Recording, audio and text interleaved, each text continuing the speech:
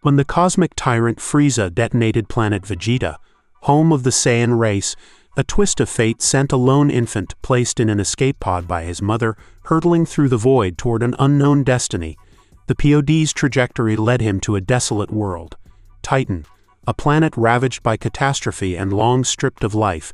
Beneath the shadowed skies of this barren realm, the watchful eyes of Thanos, the self-appointed director of the universe's population balance, beheld an unexpected sight. A child, the sole survivor of Titan's forgotten civilization. A child with a tail swaying behind him. A survivor of Titan, from this day forth you shall be my son. Hello everyone, Omni-sensei here with What If Thanos Adopted a Saiyan Part 1. If you enjoy this content, please smash the like button. If you haven't already, please subscribe to the channel. Don't forget to check out the original story linked in the description. I hope you enjoy listening to it. The boundless expanse of the universe cradled Planet Vegeta, home of the Saiyan race. As the epitome of a warrior race, the Saiyans' brutality was notorious across the cosmos. Yet on this day, those once proud warriors faced utter annihilation. The tyrant emperor, Frieza, personally orchestrated the massacre, eradicating every Saiyan on Planet Vegeta, including King Vegeta himself. The planet's surface, once teeming with life, became a graveyard beneath Frieza's merciless gaze. What a shame. If not for the legend of the Super Saiyan, they would have made excellent subordinates. King Vegeta's rebellion had been exposed, and Frieza's fear of the fabled Super Saiyan, the prophesied warrior who could challenge his dominion, left him with no choice but to exterminate the entire race. Save for Prince Vegeta and his small squad on a distant mission, Frieza believed no Saiyan had survived the purge. Wandering through the blood-soaked ruins, Frieza admired his handiwork. Crimson stained his pale toes, the moonlight casting an eerie glow on his ghastly form. He halted before a domed structure, lips curling into a cruel smile. Raising one finger, he unleashed a concentrated beam of energy at the building. Boom! The fragile walls disintegrated, revealing a lone figure, a woman clutching an infant in her arms. Oh! A Saiyan clinging to life? How rare! Saiyans were known for their cold detachment, placing little value on familial bonds. Yet this woman shielded the child with her very life, defying every expectation Frieza held of her kind. Something was amiss. The rebellion had made Frieza hyper-aware of any anomaly among the Saiyans. The legend of the Super Saiyan gnawed at the edges of his mind, demanding vigilance. Frieza, why? Why must I justify myself to you? His grin stretched wider, more sadistic. Of all the lives on Planet Vegeta, only this mother and child remained. Vegeta's survival suited Frieza's plans, but the others? They had chosen rebellion and would pay the price in blood. A single beam pierced the woman's chest with ease. Sensing his mother's death, the infant stirred, tiny fingers grasping at her flowing hair. His soft coos were silenced by the void that claimed her. Another fragile bloom, extinguished before it could ever blossom. A planet without Saiyans serves no purpose. Frieza levitated into the sky, pointing a finger toward the desolate world below. His voice was casual, almost bored. Frieza! A final defiant scream split the night. One lone warrior hurled himself between Frieza and the death orb forming at his fingertip. Oh? Another survivor? How quaint, but you're not worthy of the effort. The warrior's tenacity might have impressed a lesser being. But to Frieza, it was nothing more than an insect resisting the boot. With a contemptuous sneer, he unleashed a surge of energy that obliterated both the fighter and the planet's molten core. Boom! Planet Vegeta's death was a cataclysm of fire and ash. Yet amid the devastation, the mother, clinging to the edge of life, had found a precious sliver of time.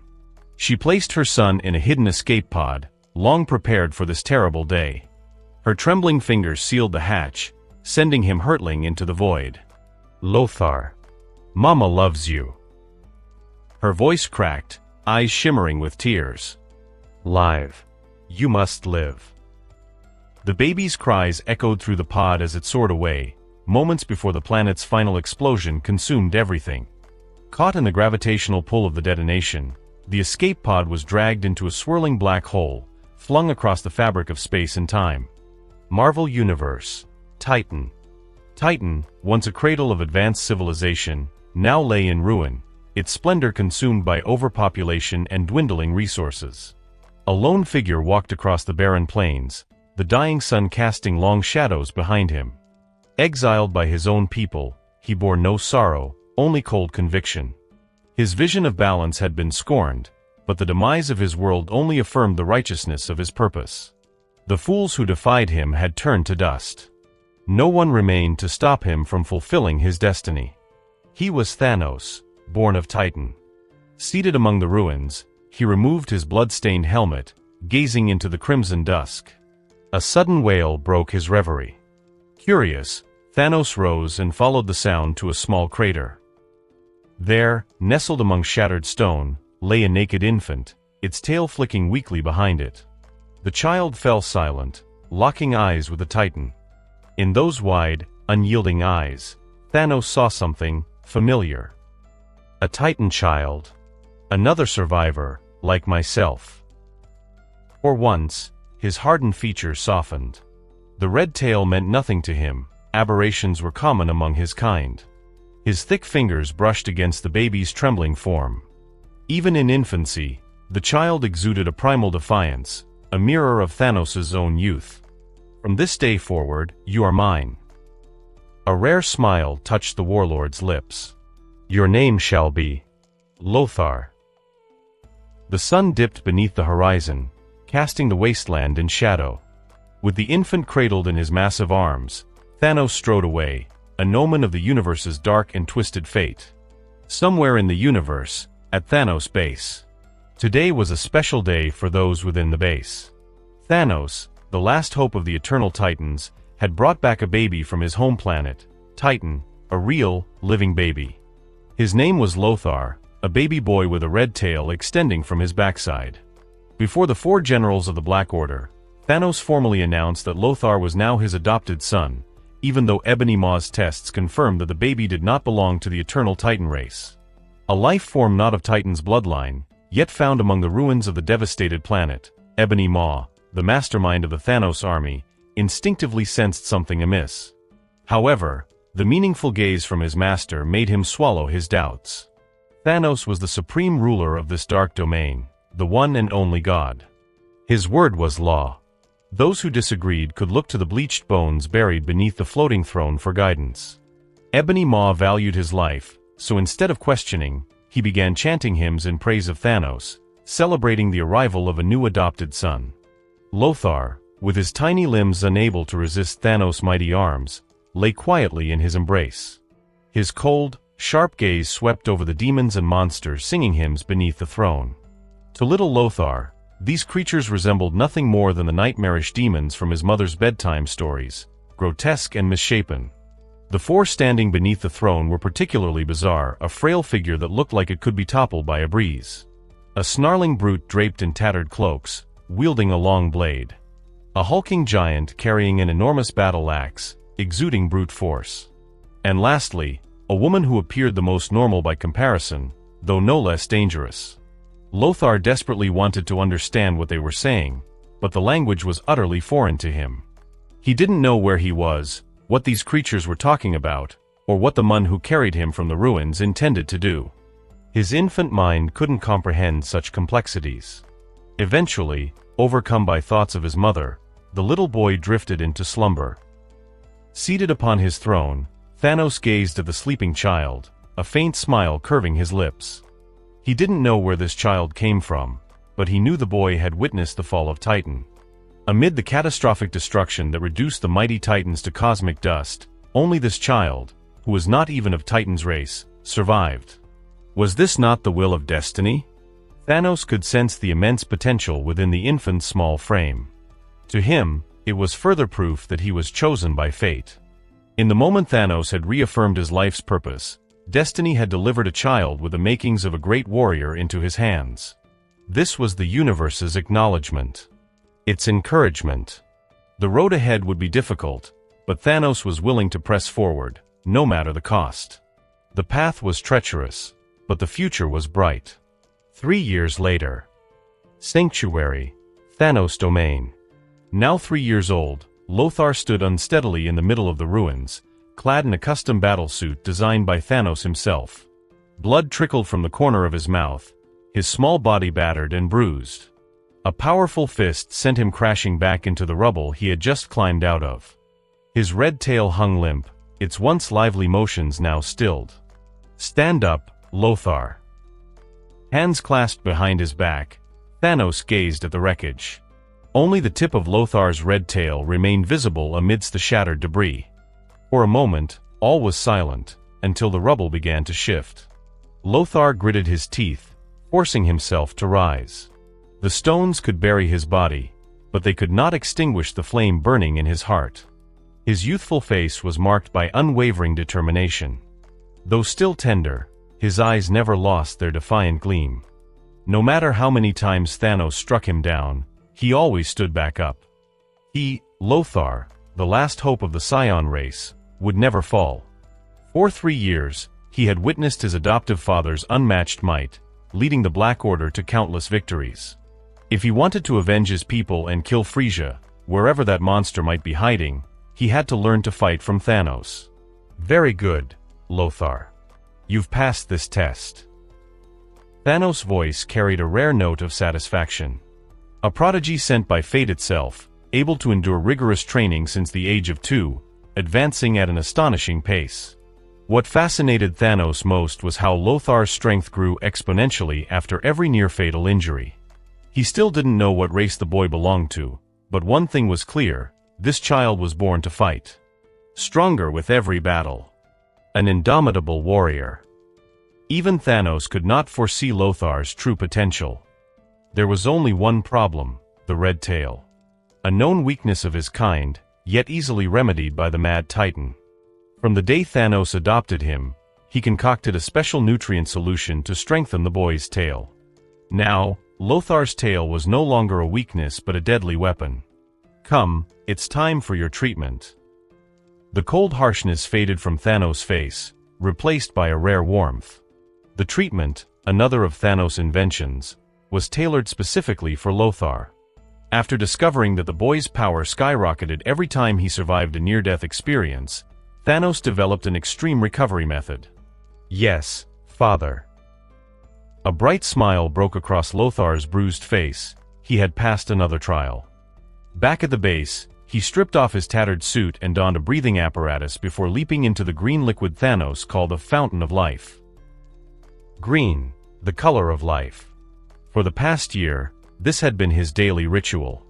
Whether after training or battle, Lothar soaked in the liquid to heal his wounds.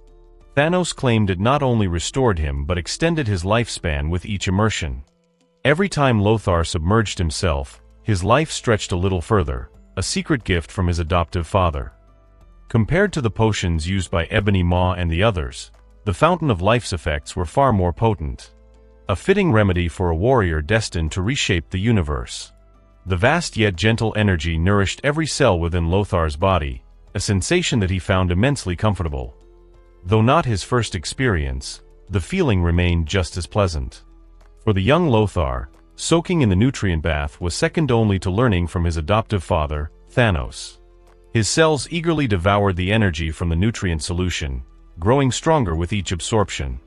His Saiyan physiology automatically adjusted itself according to the influx of energy, one of the many traits Thanos admired about this race.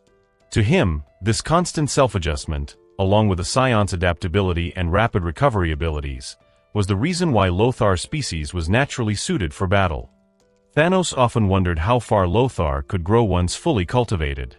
The Black Order, Corvus Glaive, Proxima Midnight, Ebony Maw, and Cull Obsidian, were all formidable warriors in their own right.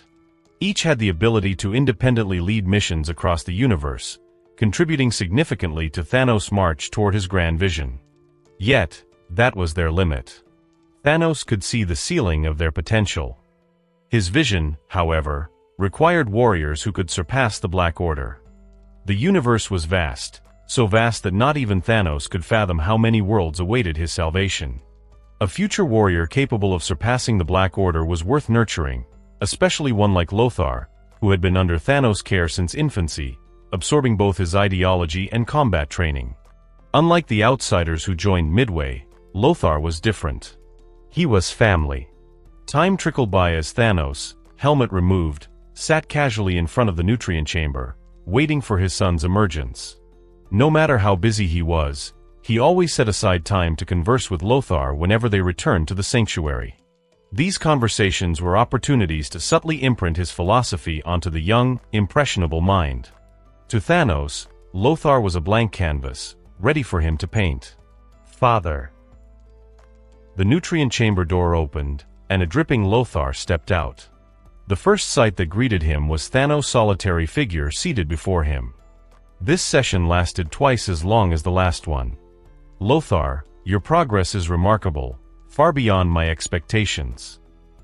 Thanos pulled out a black training suit he had prepared and helped the small limbs into the outfit. His large hand ruffled the damp locks atop Lothar's head, satisfaction and warmth written across his face. The longer Lothar remained in the chamber, the more energy he absorbed. From barely lasting an hour to now soaking for 2 full days, this was the progress he'd made over the past year. Really? Lothar's wide eyes sparkled with delight, his red tail wagging behind him. More than anything, he loved hearing Thanos' praise. Each word of approval not only validated his efforts but signified another step closer to avenging his mother against Frieza. He enjoyed this feeling of steady, incremental progress, a principle Thanos had instilled in him. One must advance step by step, unwavering in their goal, dedicating every ounce of effort toward its realization. Every small improvement, every minor gain, would ultimately form the staircase to the throne of success. How fast am I progressing? Lothar asked, blinking expectantly. Faster than light itself.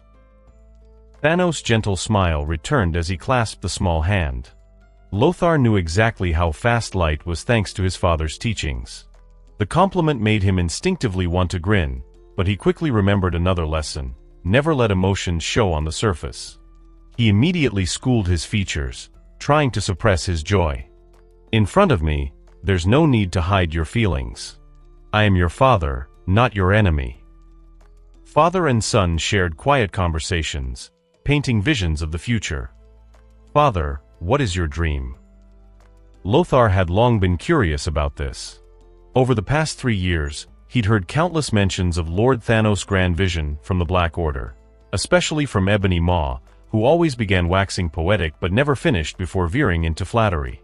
My dream? Thanos' smile faded, his expression turning solemn. Lothar's curiosity deepened at the sudden shift, but before the boy could dwell on it, Thanos lifted him onto his broad shoulder and strode out of the sanctuary to its edge. The black expanse of space unfolded before them, dotted with countless brilliant stars, a breathtaking tapestry reflected in Lothar's wide eyes. Do you see those stars, Lothar? Thanos raised his right hand, pointing at the brightest star on the horizon. Lothar nodded silently. The universe is filled with countless worlds, each as beautiful as those stars. They provide life and resources, but resources are finite, while life continues to multiply without end. The more life expands, the faster resources deplete. My dream is to give dying worlds a second chance through absolute balance. By eliminating half of a planet's population, the remaining inhabitants could thrive with the preserved resources, harsh yet necessary.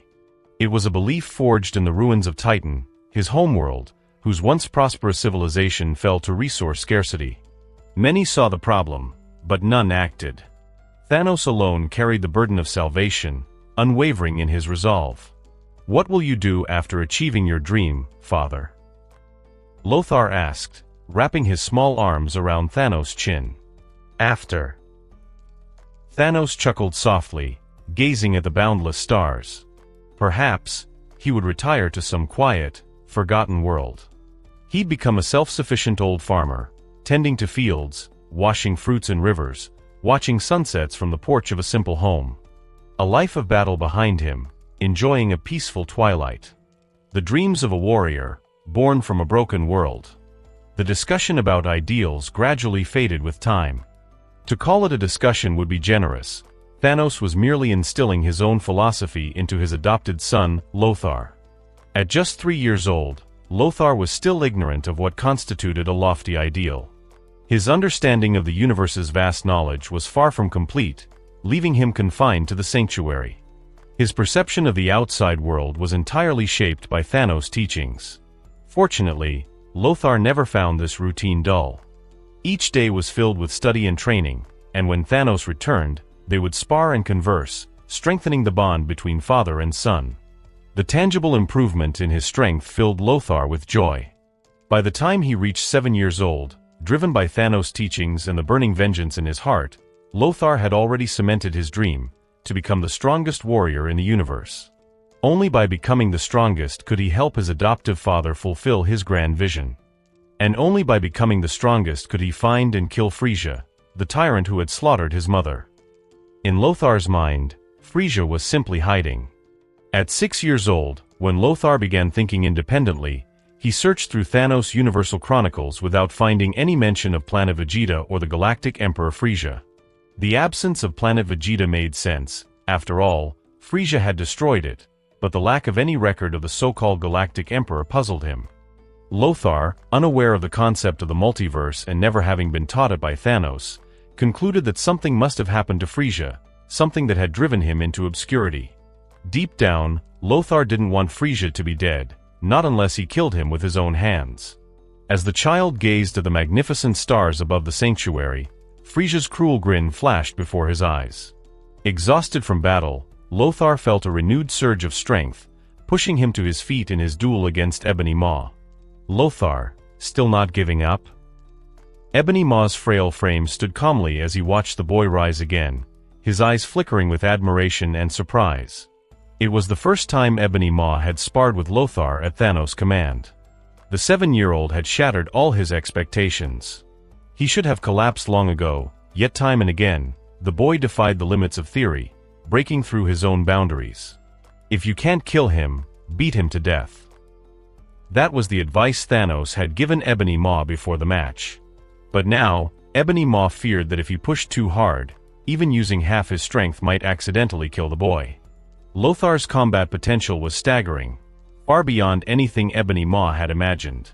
At 7, he surpassed the entire Black Order in raw talent. He thought back to what he and the others were doing at 7, probably playing in the dirt on their home planets. Why is it you this year? Lothar wiped the blood from his mouth, steadying his wavering body. His sharp gaze fixed on Ebony Maw, who stood with one hand behind his back, making no further moves. Every previous year, Thanos had personally returned to test Lothar's progress. This year, he'd sent Ebony Maw, his most obsequious servant, in Lothar's eyes. With the battle over, Lothar couldn't hide his curiosity. "Your combat talent is remarkable," Ebony Maw said slowly, manipulating shards of shattered stone in his palm with telekinesis. "But precisely because of that, you need to experience different fighting styles, understand?" After 7 years of exclusive training under Thanos, Lothar had grown accustomed to facing only his adoptive father. That cycle had to break. He needed to face all manner of foes, monsters and demons with diverse abilities. Ebony Maw, Corvus Glaive, Proxima Midnight, Cull Obsidian. The entire Black Order would be pitted against Lothar in the coming year, along with countless other warriors from Thanos' Legion. In Thanos' eyes, Lothar was finally old enough to step beyond the protective circle of paternal care into the wider battlefield. With the infinite resources at his disposal, Thanos could craft an unparalleled training environment, one so privileged that even Ebony Maw sometimes felt jealous. They, too, called Thanos father, but none of them had ever been favored like Lothar. An entire army of elites, devoted solely to the boy's growth. Such indulgence once seemed like madness to Ebony Maw. But now, he understood. Thanos was raising a future conqueror, a potential ruler of the universe. The golden aura that flickered across Lothar's body during his earlier outburst had etched itself into Ebony Maw's mind. It was faint, fleeting, but its power was undeniable. He couldn't grasp what that shimmering light signified or why it vanished so quickly. But one thing was clear: Lothar's potential rivaled, if not surpassed, that of Hela, Odin's prodigy daughter, who had already joined Asgard's armies in conquest at the age of 10. In the coming year, you'll fight countless battles against foes with strange powers, Ebony Maw said, crushing the stone into a perfect sphere. They will help you grow faster, or they will kill you. This is only the beginning of your path to becoming the strongest warrior in the universe. Are you afraid, Lothar? He extended the stone sphere toward the boy, his gaze heavy with meaning. Lothar's face was smeared with dirt and blood, but his eyes burned with unwavering determination. I will become the strongest warrior in the universe. That goal will never change, never. Very well. Since you have reached this understanding, I believe it's time for you to return to the nutrient chamber. Ebony Maw crushed the sphere in his hand with deliberate calmness, pointing languidly toward the direction of the sanctum, officially declaring the end of the current assessment to the child before him. Starting tomorrow, you must be wary of everything within the sanctum. Remember, everything. That includes me, or even your father, Thanos. No one will help you. Everyone who appears before you will be your enemy. The nutrient chamber will no longer be your safe haven. You must always be on guard for sudden attacks. Because if you're careless, you will die. Ebony Maw's final warning echoed in Lothar's ears. Shedding his tattered combat suit, he donned a custom breathing apparatus and immersed himself one last time in the green nutrient fluid, relishing the tranquility he would rarely experience in the coming year. The surging life energy continuously poured into Lothar's exhausted body, making the Saiyan cells within him rejoice.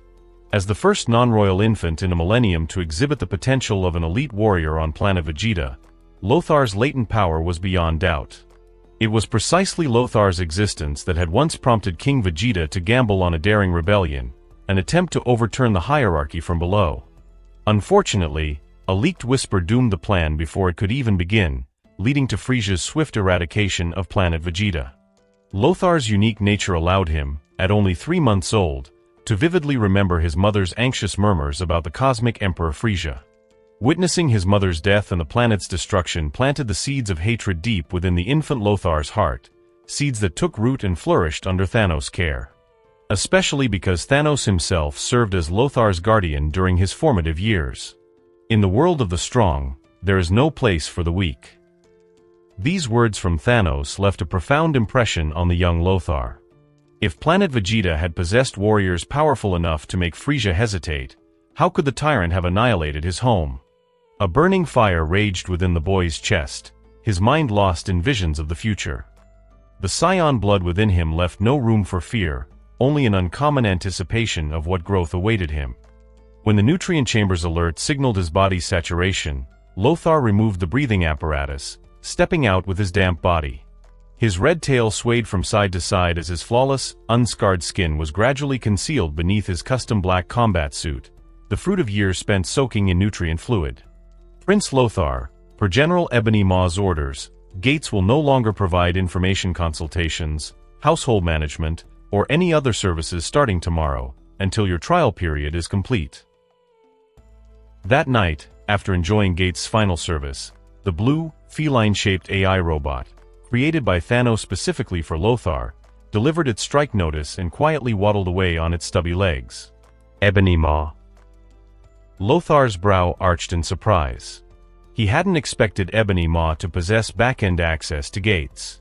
But if that were the case, could Gates himself become an enemy starting tomorrow? Licking his lips, Lothar gathered his supplies and returned to his room, slipping into a sweet slumber.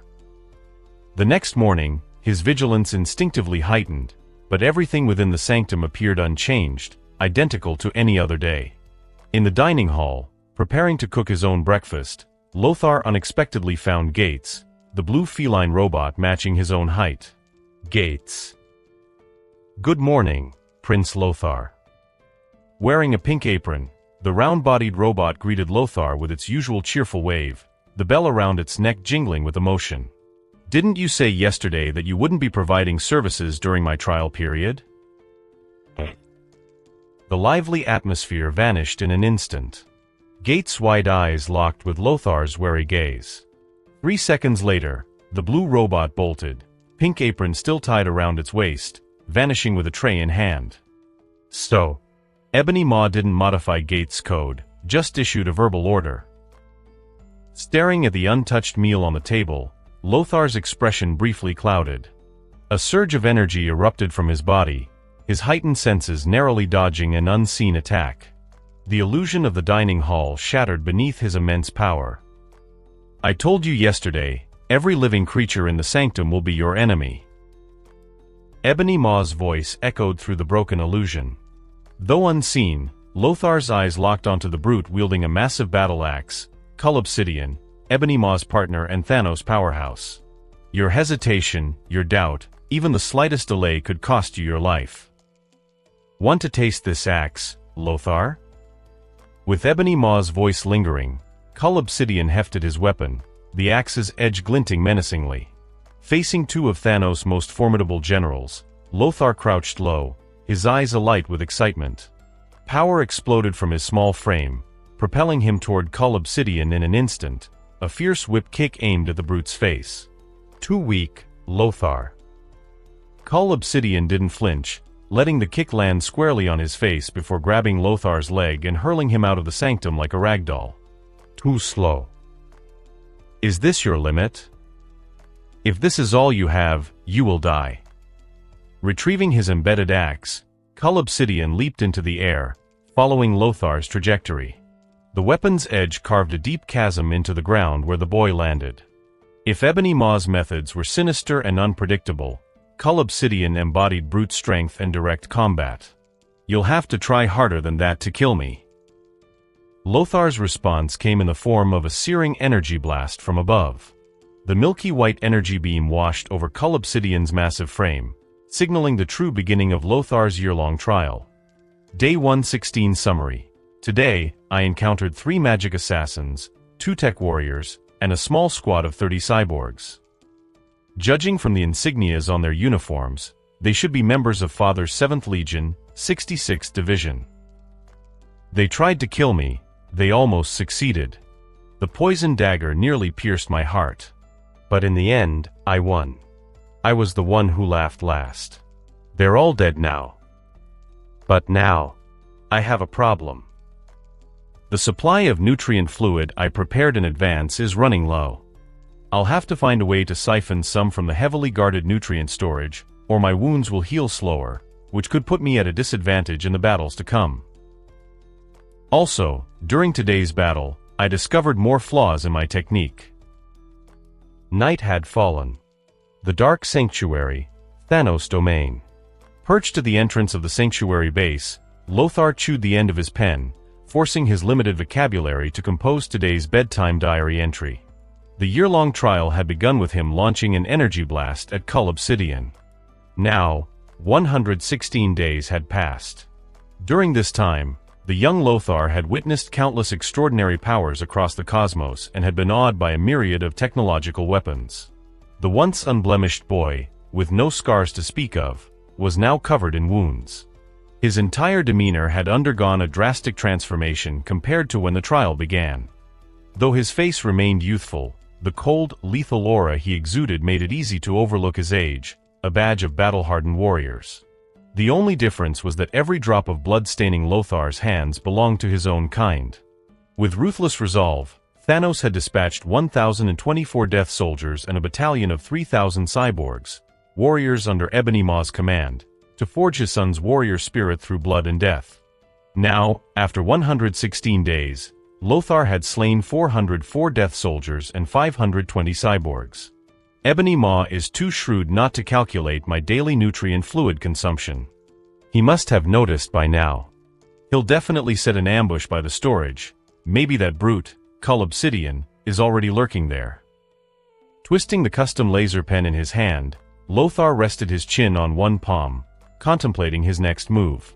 Every night, as part of the trial, he was granted a period to rest, reflect, and summarize, though 20% of the time, the reprieve could be interrupted by sudden attacks. As Ebony Maw often said, a warrior must always remain vigilant, even in moments of respite. To instill this habit, Ebony Maw had left a deep scar across Lothar's waist on the second day of the trial, a wound that, even with nutrient fluid, had taken 10 days to heal. Lothar remembered that day vividly, the first time he'd felt such searing, soul-tearing pain. On the second page of his blue notebook, written in black ink, the record stood clear. Day 2, clear skies. Tonight, Ebony Maw stabbed me in the waist. He said it was because I was too careless. The blade went in deep. I almost died. It wasn't only Ebony Maw. On day 12, day 13, and day 62, Cull Obsidian had cleaved into Lothar's limbs with his axe. On day 6, day 37, and day 73, Proxima Midnight had left 3 gaping wounds with her spear. Even Corvus Glaive had nearly impaled him several times. Through the crucible of life and death, Lothar gradually discarded superfluous movements in battle, refining his combat style into something more efficient. He learned to dismantle cyborg parts to arm himself with tech weapons and to counter the unpredictable spells of the Death Soldiers. These were the rewards he had earned in 116 short days. Every name that had scarred him was meticulously recorded in his blue notebook. After finishing today's entries, Lothar tucked away the notebook and decided to scout the nutrient storage perimeter, to see just how many forces that wretched schemer Ebony Maw had stationed there. How much nutrient fluid does Lothar have left? High above the sanctuary, seated on his levitating throne, Thanos watched his son skillfully breach Ebony Maw's layers of defenses, a rare smile of paternal pride flickering across his face. His painstaking efforts had not been in vain. Lothar was becoming a true warrior. By my calculations, he has about half a month's supply left, Ebony Maw replied smoothly. His knack for logistics was impeccable. Confident that Lothar would inevitably attempt to steal nutrient fluid, Ebony Maw had stationed Cull Obsidian, the remaining Death Soldiers, and all remaining cyborgs around the storage, setting the perfect trap. This was his chance to demonstrate his mastery of battlefield manipulation, forcing Lothar to unlock his latent potential while ensuring the boy survived, albeit gravely injured. With Thanos making a rare return to the sanctuary, Ebony Maw was determined to put on a flawless performance, hoping to earn a transfer from his current role as glorified babysitter. Though only 116 days had passed, the burden of orchestrating Lothar's growth was already wearing thin. But he dared not complain. As commander of the 2nd Legion, his place was among the stars, not playing nursemaid to a 7-year-old in some cosmic game of house. You seem quite confident in your plan. Thanos cast a glance at Ebony Maw, his measured tone betraying no emotion. Do you know why I returned today? As if recalling something amusing, Thanos looked up at the full moon hanging over the sanctuary.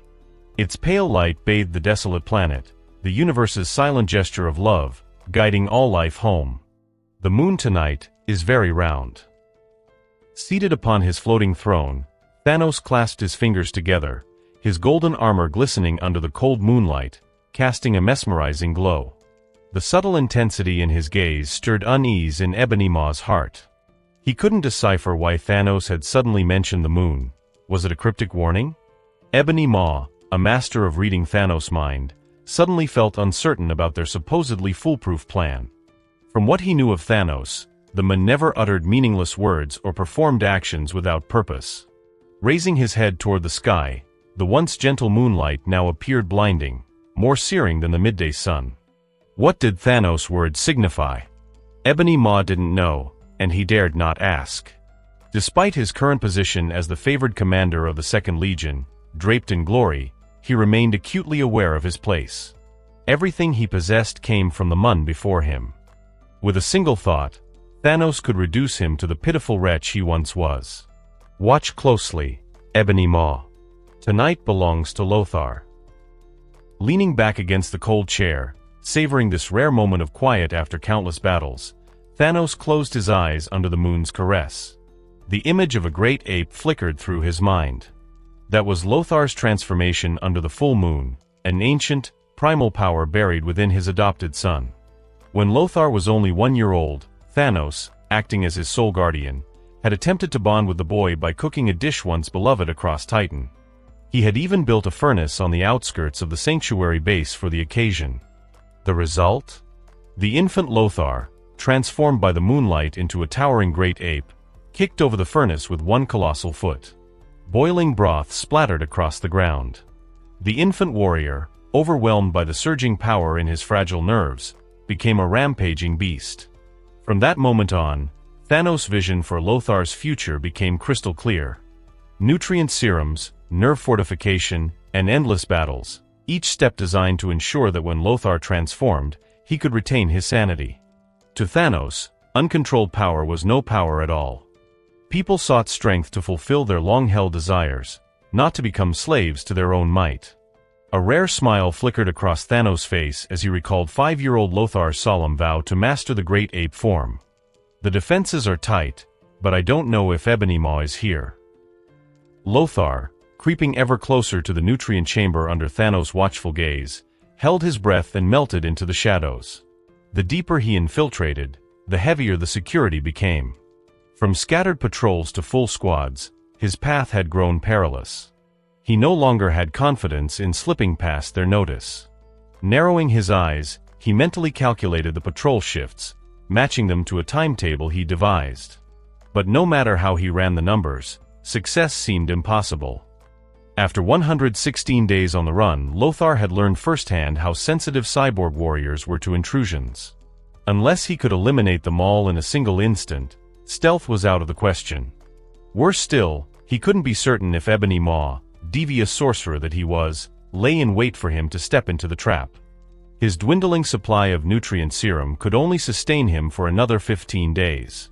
His decision was clear: strike now, while his body could still recover. Waiting would only guarantee failure. Father once said, "Never wait for death to come to you." So, Thanos' teachings echoed through his mind. Steeling himself, Lothar picked his moment. His legs tensed, and then he shot forward like an arrow, straight toward a patrolling cyborg squad. "Let's do this." Energy flared from his fingertips, piercing the cyborg's neural cores in an instant. His crimson tail coiled around a corpse, using it as a shield to block incoming fire as he darted between positions. The young warrior moved with preternatural agility, weaving through the battlefield with hands, feet, and tail working in perfect harmony. Every step left a trail of fresh wounds on his body, but with each strike, another enemy fell. Over the past 116 days, Lothar had learned the most valuable lesson of all: strike hard, strike fast, strike true. No flashy tricks. No wasted motion. A warrior's duty was to claim victory with the smallest price paid. Lothar. Cull Obsidian's low growl echoed clearly into Lothar's ears.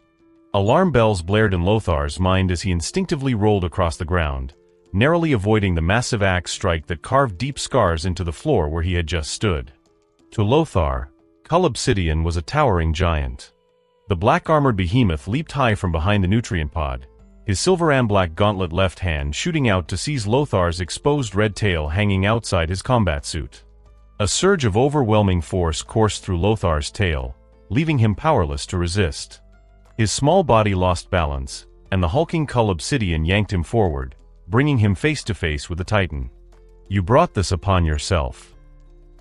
With his tail gripped tightly, Lothar retaliated, driving his fist straight into Cull Obsidian's face. Roar. The painful impact made Cull Obsidian instinctively loosen his grip. However, Lothar's tail coiled around the brute's thick arm, leveraging the momentum to swing himself in a tight arc behind Cull Obsidian. In one fluid motion, Lothar's powerful whip-like kick smashed into the back of Cull Obsidian's helmeted head. Boom! The air-shattering kick fractured Cull Obsidian's helmet, sending the towering figure staggering forward, nearly collapsing to one knee. Now's my chance. Lothar had no intention of lingering. He knew his objective. With Cull Obsidian temporarily repelled, he sprang toward the nutrient pod's door. But before he could take flight, a massive mechanical hand, composed of numerous cybernetic corpse components, descended from above, swatting him out of the air and slamming him into the cold ground. Ebony Maw.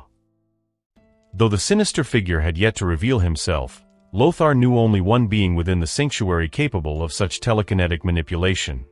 Lothar. Cull Obsidian roared his name once more, grabbing Lothar's small leg and hoisting him into the air. With brute strength, the Titan hurled Lothar against the temple's hardened floor. Once. Twice. By the sixth brutal slam, Cull Obsidian flung Lothar high into the air. The immense force shattered the temple ceiling, sending Lothar hurtling into the endless starlight above. Kull Obsidian had no intention of letting him escape. Crouching low, he launched himself upward like a cannonball, pursuing Lothar into the skies above Thanos' domain. The biting wind howled past his ears, and an indescribable pain coursed through every inch of his body. Was this the true strength of that big brute? Completely powerless to fight back. The strength Kull Obsidian unleashed in his fury was simply too overwhelming for Lothar to resist. Even with the cushioning effect of the Sanctum's upper structures, his soaring trajectory showed no signs of slowing. "It's already over, Lothar." Kull Obsidian leapt into the air, easily catching Lothar by the ankle. Under his control, the two bodies plummeted toward the ground at breakneck speed. Boom! The earth trembled. The frail figure crashed into the ground, carving out a deep crater. No matter how hard he struggled, Lothar was pinned beneath Kull Obsidian's massive frame, buried under the rubble. Cough, cough. As the dust settled, two silhouettes emerged from the ruins, one large, one small. Lothar coughed, feeling as if his organs had been displaced. If you think this is the end, you're still far off. Despite his battered state, what surprised Kull Obsidian was the unwavering defiance on Lothar's youthful face, an insolent pride that refused to be extinguished. No. Perhaps stubbornness would be a better word. I am the last hope of the Saiyan race. How could I die here? I haven't avenged Planet Vegeta. I haven't fulfilled my adoptive father's dream. How could I die here? A burning will ignite it within him. Under the cold moonlight, to Kull Obsidian's disbelief, the bloodied Lothar staggered to his feet from the wreckage. His crimson tail flicked with undying determination, and his youthful features were carved with steely resolve. "Seems I was too gentle." With a flick of his hand, the massive battle axe flew into Kull Obsidian's grasp from the depths of the sanctum. I'll admit, shattering my helmet did surprise me. But this is where it ends. You think you're facing some brainless cyborg soldier? With his towering figure, Kull Obsidian looked down at Lothar. You're facing one of the four strongest under Thanos' command, his own son. He raised his axe high, aiming straight for Lothar's head, but this time, he struck empty air. Despite his weakened state, Lothar had wrapped his tail around Kull Obsidian's leg, using the giant's bulk as leverage to swing himself behind him. In one fluid motion, he leapt several meters away, putting distance between them. At last, Lothar made up his mind, his gaze locked onto the full moon hanging in the skies. This was his hidden ace, his reason for daring to sneak into the nutrient chamber tonight. After enduring countless battles, Lothar believed he could finally control that power. What's he doing? Above the sanctum, Ebony Maw floated beside Thanos, puzzled by Lothar's sudden pause to gaze at the moon. Had Kull Obsidian beaten him senseless? "It's begun," Thanos muttered, a faint anticipation in his voice, as if waiting for his adopted son to deliver a surprise. Begun? Begun what? Before Ebony Maw could ask, Lothar's small frame began to swell under the moonlight. Roar. A primal bellow erupted from Lothar's throat as his frail body transformed into a towering great ape, its muscles rippling with boundless power. Waves of energy radiated from him, distorting the air around him. Lothar could feel it, this overwhelming strength surging through his limbs. It was no illusion. He truly believed he could pulverize anyone with a single punch. But unlike before, his mind remained clear. 3 years since his last transformation, Lothar could now fully control this fearsome power. His brown-furred great ape form towered even by cosmic standards. Compared to him, the hulking Kull Obsidian was nothing more than a dwarf. Now, it's your turn to end. Lothar's deep, guttural voice echoed from above, and without warning, he hammered both fists into the ground. Boom! The earth beneath Kull Obsidian's feet collapsed. Instinctively, he leapt into the air, only to be caught mid-jump by Lothar's tail, which had already calculated his escape route. With a powerful flick, Kull Obsidian was sent crashing into the crater below, debris flying in all directions. Vanish. The cold voice made Kull Obsidian's heart sink. He lashed out with his axe, its black chains wrapping around Lothar's arm. Blue energy crackled along the chains, biting into his flesh, forcing a pained roar from the giant ape. Roar! But Lothar merely grabbed the chains, yanking Kull Obsidian off balance. He didn't waste the opportunity, seizing the brute by the leg and smashing him into the ground again and again. Bang! Bang! Bang! Left, right, up, down. Lothar repaid every blow he'd suffered, doubled. By the time he finally released him, Kull Obsidian's armor was in tatters. With his fury spent, Lothar's gaze shifted back to the sanctum. The nutrient fluid within, that was his true target tonight. His great ape form could only last a few days each year. If he wanted to survive the remaining trials, that nutrient fluid was essential. Kull Obsidian lay battered and motionless. The remaining cyborg soldiers and mercenaries were hardly worth mentioning. Only Ebony Maw posed any real threat now. Lord Thanos, what is Lothar? Seeing the staggering rise in Lothar's power, Ebony Maw could no longer suppress his curiosity. Lothar is a child of Titan. A satisfied smile played on Thanos' lips as he descended from his throne, leaving Ebony Maw to puzzle out the answer on his own. A child of Titan? He could rule out Lothar being a native of Titan, but then, following Thanos down to the sanctum, Ebony Maw pondered in silence. Lothar, the trial is over. As Lothar stepped into the sanctum, a familiar voice greeted him.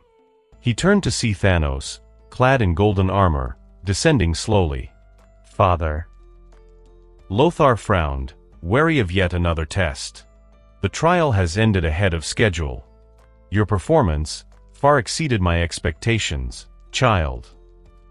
The trial had only been a means to familiarize Lothar with various combat styles. The true goal was to see if he could control his great ape's bloodthirst. Thanos had estimated it would take at least a year. But in just 116 days, Lothar had already mastered it. With his goal achieved, there was no need for the trial to continue. You are now a true warrior, Lothar. Nicker, listen to me. You are already a true warrior, so you must understand that the future of our planet rests on your shoulders. You are the most gifted warrior in the history of our race. As long as you live, we have hope for revenge against Thanos and those cursed Chitauri. The universe, Centauri system, Centauri Prime, already surrounded by Thanos' army. Inside the royal palace, the Centaurian king solemnly raised the scepter, symbolizing the royal authority of the Centaurians, and handed it to the young man kneeling before him. Thanos' army has not yet fully assembled. This is our only chance. In 30 minutes, our forces will launch our third and final assault against Thanos' army. We will do everything to create chaos. Nicker, that is your chance. You must lead the young Centaurians to escape through the confusion. From this moment on, Nicker, you are the new king of the Centaurians. The brown scepter shimmered with the light of hope in the grand hall. Driven to desperation, the Centaurians had no choice but to sever a limb to preserve the last spark of their race. Hooves clattered against the floor. The kneeling young man, tears streaming down his face, could not bring himself to reach for the scepter. Your Majesty. Nicker raised his head, gazing at the king who remained in the Centaurian's strongest battle form, half man, half horse. A profound sorrow choked his throat, rendering him speechless. Child, perhaps this is cruel, but this is war. Once war begins, there is only victory or defeat. Unfortunately, this time, we are the defeated. Now go, prepare to forge your own future. The Centaurian king planted the scepter into the palace floor without hesitation and turned away. His hooves thundered with a death-defying resolve as he vanished into the grand hall. Beyond Centauri Prime, aboard the Black Order's flagship, Thanos sat upon his throne, clad in golden armor. His gaze fixed upon the purple-skinned Centaurian informant before him, emotionless, his silence unsettling. The spy fidgeted, unsure if he had spoken out of turn or delivered his message incorrectly. He cast a pleading glance toward Ebony Maw, who had orchestrated his contact with Thanos. Ebony Maw shook his head, signaling not to worry. Thanos always kept his word. If he promised to spare the spy's family, no harm would come to them. Nicker. I've heard that name before. The most gifted warrior in Centaurian history, correct? At last, Thanos broke the silence. He vaguely recalled the young man's name. After all, the Centauri system was now under his dominion. Yes. I will grant your request. Return to your family. Go to the agreed location. Ebony Maw will send an escort to take you and your family to a safe system. Thank you. Thank you. Overwhelmed by sudden fortune, the Centaurian spy could only express gratitude. He had never been a supporter of the war. From the moment the Centaurian king was manipulated by the Chitauri, he had voiced opposition. In his eyes, the Centaurians were no longer the mighty race that once ruled the Centauri system. Thanos' power was beyond their ability to resist. Yet the king, blinded by the Chitauri leader's promises of restored glory, ignored all warnings, stripping the spy of political rights and branding him a traitor.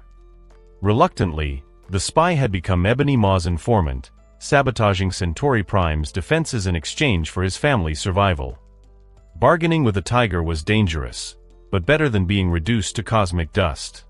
Lord Thanos, about Nicker, should we? After the spy departed, Ebony Maw turned to Thanos. According to the informant, Nicker had likely obtained the scepter that could greatly enhance his power, along with the Centaurian secret formation techniques.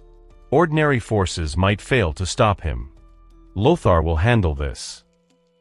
A rare smile flickered in Thanos' eyes at the mention of his most favored adopted son.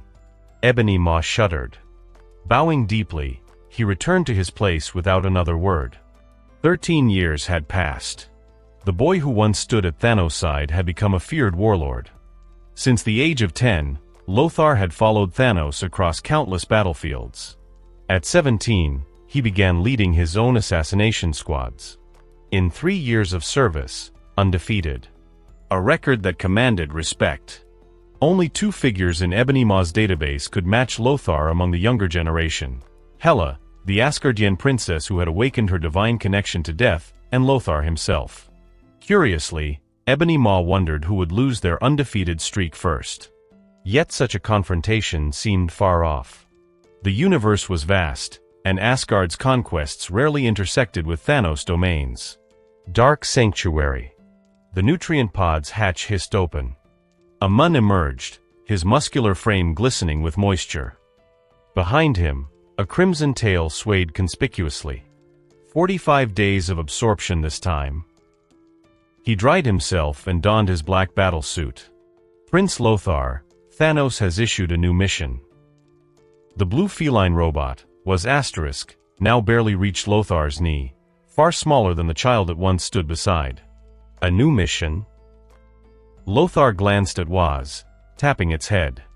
A light screen flickered into existence, displaying Thanos' message. Eliminate the Centaurian traitor Nicker and his companions. Lothar dismissed the screen with a swipe.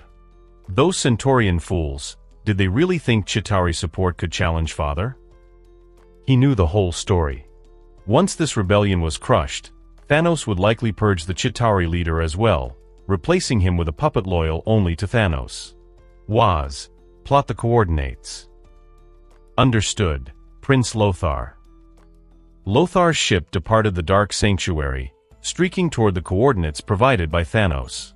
Centauri star system, Alpha Star. On this beautiful, uncharted planet yet untouched by civilization, an uninvited group of visitors made their descent today. An escape ship, scarred by relentless barrages of artillery fire, crash-landed in a once tranquil valley. The thunderous shockwaves sent the local wildlife into a panicked frenzy, scattering them in all directions. Alpha Star, we've arrived. Gripping the king's scepter tightly, Nicker gazed at the pristine, unspoiled world outside the ship. Leaning back in his seat, he closed his white eyes, savoring the bittersweet relief of survival. Under the cover of the Centauri planetary fleet, 150 of the most promising young Centauri elites had been divided into 3 seed squads. Each squad, led by a captain, was bound for a predetermined destination, Alpha Star. Deaver, any news from the other 2 squads? Calming his turbulent emotions, Nicker opened his eyes and watched as his team members disembarked one after another. His voice broke the silence. "Your Highness Nicker, I regret to inform you that Deaver has not detected signals from the other two escape ships." A holographic projection of a human face appeared on the light screen before Nicker, displaying all the data the AI had gathered. Nicker's expression darkened. According to Deaver's calculations, the probability that the other two ships had not broken through the blockade was a grim 100%. "Are you mourning, Your Highness?" "No. I'm furious." Nicker clenched the king's scepter tighter. His sharp mind had already pieced together the truth. The so-called 3 seed squads had been nothing but a decoy from the beginning. The other two ships were never meant to survive. "Thanos. Chitauri. I'll hunt you down, one by one. I swear it." Bloodshot veins crept into Nicker's white irises. Against the backdrop of his purple skin, the expression on his face was nothing short of terrifying. The destroyer of his homeworld, Thanos, and the treacherous Chitauri were both marked for vengeance. With only 49 surviving clansmen, Nicker planned to rebuild Centauri civilization in a hidden corner of the universe, beyond Thanos' reach. They would grow in silence, exploit the resources of an entire star system, and one day, lead an interstellar fleet back to crush the Chitauri and tear Thanos apart with their own hands. Deaver, scan the surrounding terrain and locate a suitable settlement for us. Anger could wait, duty could not. As the new king, Nicker's responsibilities came first. Rebuilding Centauri civilization would be a long journey, and the first step was establishing a base on Alpha Star to weather the storm. "Understood, Your Highness." The obedient AI initiated its scans, but within 3 seconds, red warning lights flared across the ship's control panels. "Alert! Alert! Unidentified Star-class battleship rapidly approaching. Alert! Alert! Unidentified. Alert!" The repeated alarms made Nicker's face darken. For a warship to arrive so soon after their landing, coincidence was out of the question. "Enemy attack. All units, prepare for battle." Descending swiftly from the escape ship, Nicker's voice echoed through the king's scepter into the minds of every Centauri warrior. The elite fighters formed special hand seals, channeling their life force in unison. The combined energy of 49 warriors surged into Nicker's body through the scepter, an ancient secret art unique to Centauri. The technique, pioneered by the first Centauri king, had no upper limit to the power it could amass, provided the recipient's body could withstand it. The first Centauri king, the architect of their golden age, had died from self-destruction after forcing the technique beyond his limits against a powerful enemy. The Black Order. As the ship descended, Nicker's eyes narrowed. The vessel bore the unmistakable insignia of Thanos' Black Order. Impossible. How could they have known about Alpha Star? The Centauri had meticulously concealed the planet's coordinates, intending to hoard its rich resources as a fail-safe refuge. Even if the Black Order had come for them, the ship's size was far too small for a full assault. Did Thanos really believe a mere handful of soldiers could wipe them out? The warship's hatch opened. A Mun clad in silver armor stepped out. His crimson tail flicked behind him, contrasting sharply with his jet-black hair. His cold, contemptuous gaze scanned the assembled Centauri warriors. Thanos' son. Lothar. Nicker's teeth clenched. The name alone was enough to strike fear into the hearts of countless beings across the galaxy.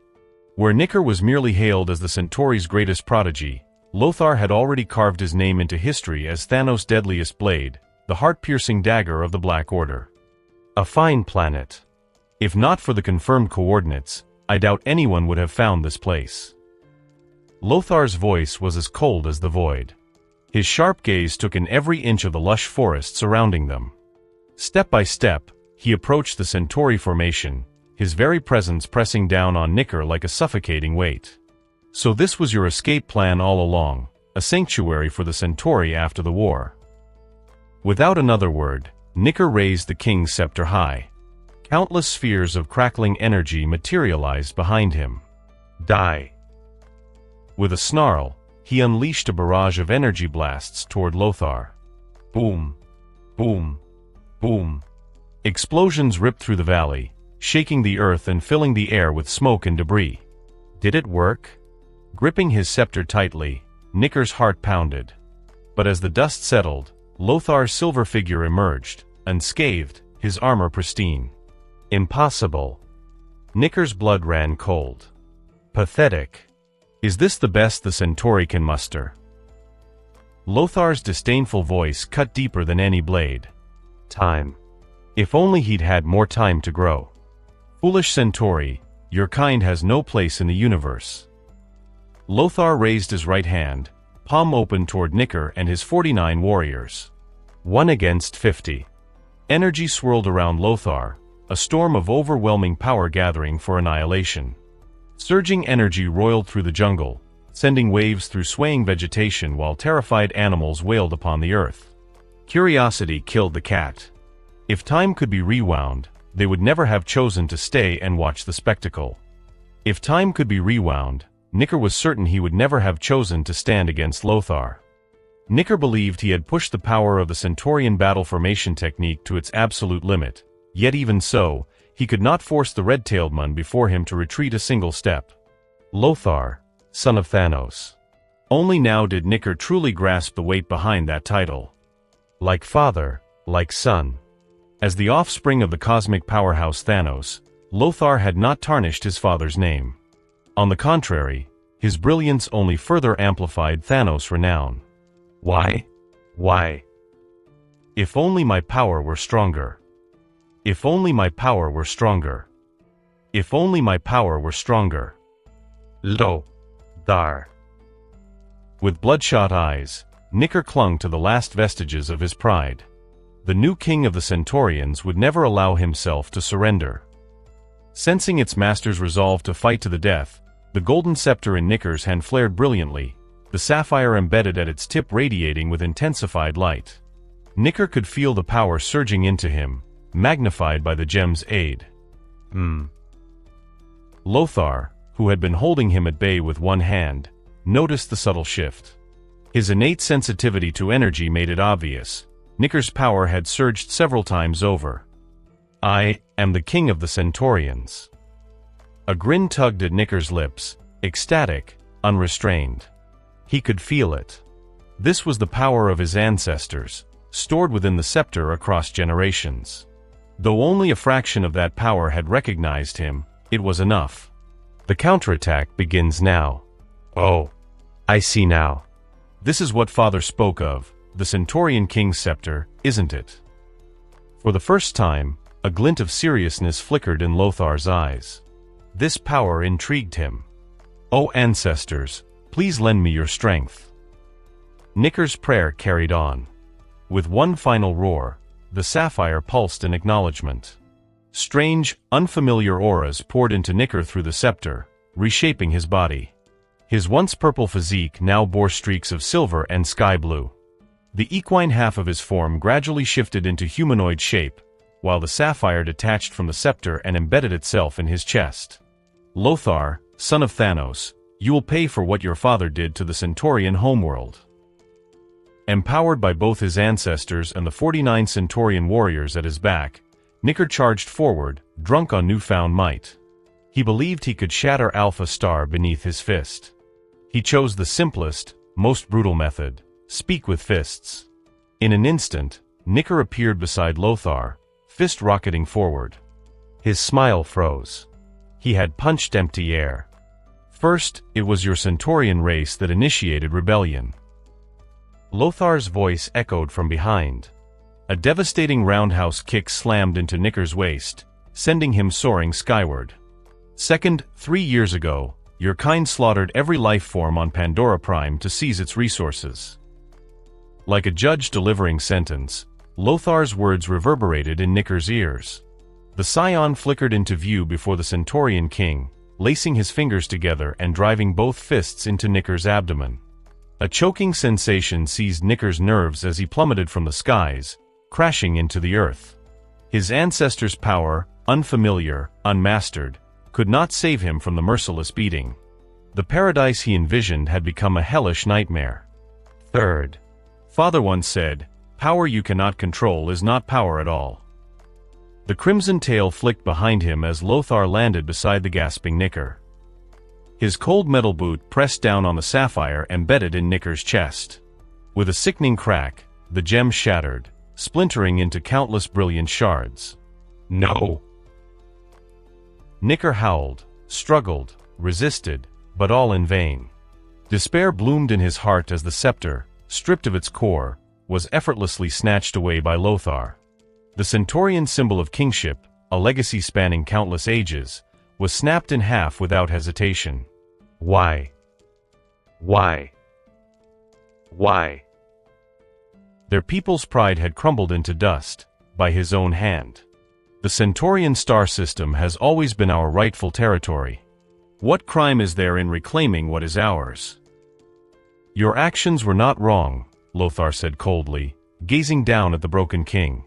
What was wrong was possessing coveted resources without the strength to protect them. If your people had been strong enough, Father would never have conquered the Centaurian system. If your people had been strong enough, your race would not face extinction today.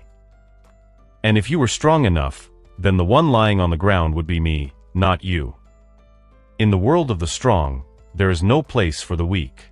Did your armies heed Pandora Prime's pleas before massacring their people 3 years ago? The laws of the universe were merciless. Lothar had learned that long ago. If King Vegeta had been strong enough, then it would have been Frieza who died on Planet Vegeta. But reality offers no ifs. Only the known present and the unknown future. Lothar, remember, in the world of the strong, there is no place for the weak. Heeding Thanos' teachings, Lothar drove the broken scepter into Nicker's chest. Nicker's death marked the complete annihilation of the Centaurian Seed Squad.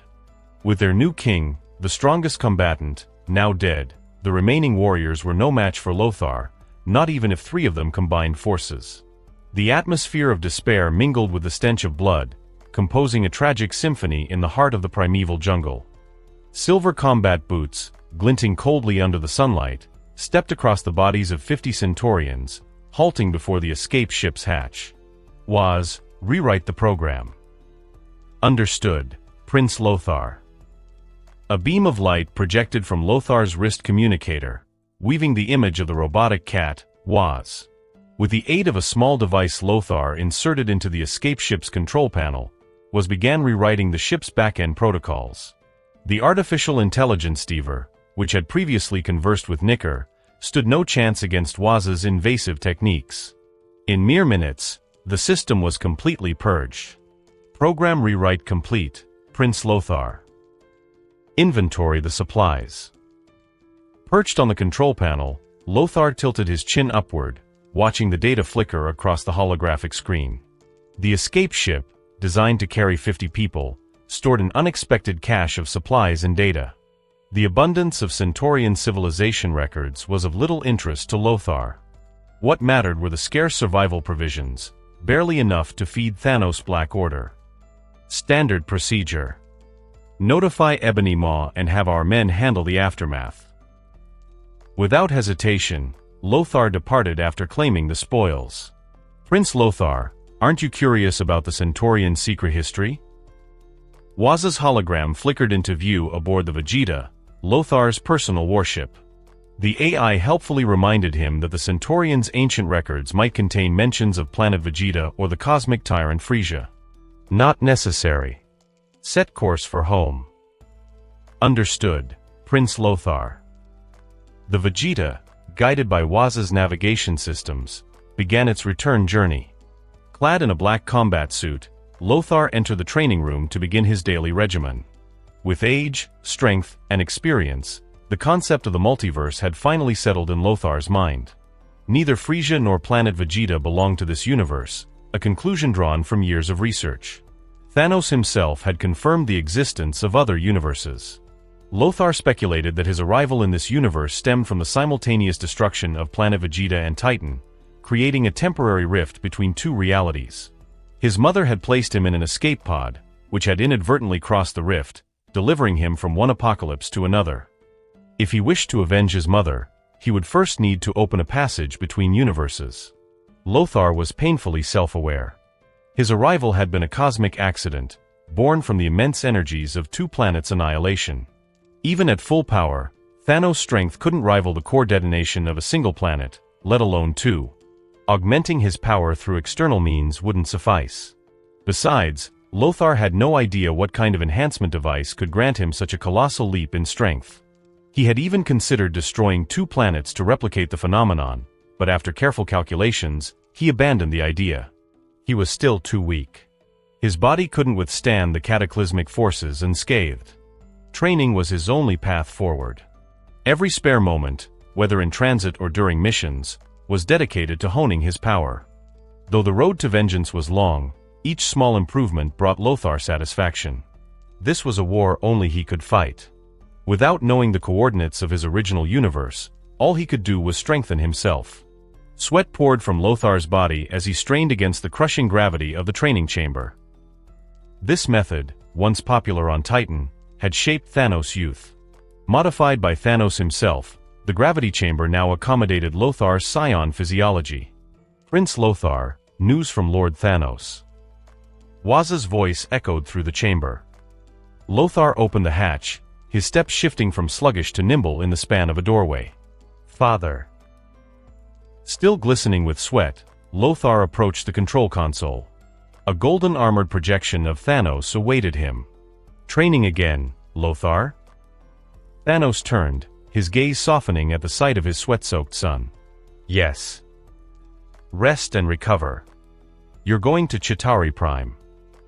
Though Lothar's unique physiology granted him remarkable endurance, Thanos' concern for his adopted son had become second nature. Chitauri Prime? Have you finally decided to act against the Chitauri, father? The swift defeat of the Centaurians had already clued Lothar in. His father had reached the limits of his patience with the current Chitauri ruler. The Chitauri are a primitive race, but they still have value. Thanos shook his head. I need them as soldiers, they simply require better minds. Your target is the Chitauri King. Proxima Midnight and Corvus Glaive are already there. Seek them out upon arrival, they'll brief you on the Chitauri King's situation. Understood, father. With Lothar's affirmation, Thanos' projection faded. Proxima Midnight and Corvus Glaive. Lothar murmured, letting the water cascade over him as he showered. Images of the two Black Order generals flickered through his mind. To dispatch two of his most trusted lieutenants alongside Lothar, Thanos' simmering fury toward the Chitauri was unmistakable. Outer orbit of the Chitauri Prime, deep space. After a long journey through the cosmos, Lothar finally laid eyes on the Chitauri homeworld, a planet tightly encircled by Thanos' forces. The First Legion, having been informed in advance by the Mad Titan himself, opened the docking bay of its flagship. Clad in gleaming silver armor, Lothar stepped out as soon as the connection was secured. Prince Lothar. As one of Thanos' most trusted adopted sons, Lothar had long since built a fearsome reputation. The soldiers of the First Legion dared not obstruct his path, allowing him to proceed directly to the flagship's command center unchallenged. A lone figure stood beside the control console. Despite the passage of time, he remained unchanged, his tattered cloak draped over his broad shoulders, his expression an eternal mask of icy indifference. Even with his hands clasped behind his back, his presence alone set him apart from the other Black Order generals. The leader of the Black Order and the strongest among Thanos' chosen warriors, Corvus Glaive. What of the Centaurians, Lothar? Gone. Corvus paused, fingers hovering over the glowing interface before him. After a brief moment, he turned to face Lothar, scrutinizing the younger warrior's expression for any signs of deception. Finding none, he simply shifted his focus back to his work. And Proxima Midnight? Lothar scanned the command center. Corvus Glaive was the only one present. Based on what his adoptive father had previously mentioned, Proxima Midnight should have been here as well. Yet, she was nowhere in sight. Were you looking for me, Lothar? Before he could answer, the doors to the command center slid open. The most human-like of the Black Order entered, twirling her spear with practiced ease. Behind her stood a Chitauri warrior. I was, but it seems I won't be needing your help after all. Lothar's gaze settled on the Chitauri behind Proxima Midnight. The grotesque fusion of machine and flesh, the unnerving stillness of his expression, and the high-ranking brown battle armor, reserved only for Chitauri elites, all confirmed his true identity, a traitor from within. Unfortunately, you will still require my assistance, Proxima Midnight quipped. She was well accustomed to Lothar's curt demeanor and wasn't bothered by it. With a smirk, she stepped aside and shoved the Chitauri forward. Lothar had no intention of humoring the conversation. His crimson tail swayed behind him as his cold, piercing gaze locked onto the Chitauri warrior. Despite himself, the other felt a chill creep down his spine. Lothar's reputation as a harbinger of death extended far beyond Thanos' inner circle. Being scrutinized by such a relentless executioner, even knowing he was supposedly safe, unsettled him deeply. Surely, he was loyal to Thanos. Surely, nothing would go wrong, right? Though riddled with uncertainty, the other swallowed his fear and met the intense stares of the three formidable figures before him. Summoning his resolve, he delivered the plan he had arranged with Thanos. Prince Lothar, you will accompany me to the Chitauri homeworld. According to Lord Thanos' design, I will escort you directly to the current Chitauri king's quarters. It was a mission Lothar was all too familiar with, a decapitation strike. However, this time, the objective was slightly different. If Lothar could swiftly eliminate the Chitauri king, the other would seize the opportunity to assume command and wrest control over the Chitauri forces. So, what do you say, Lothar? Need a hand? Proxima Midnight smirked, idly fiddling with a small device in her palm.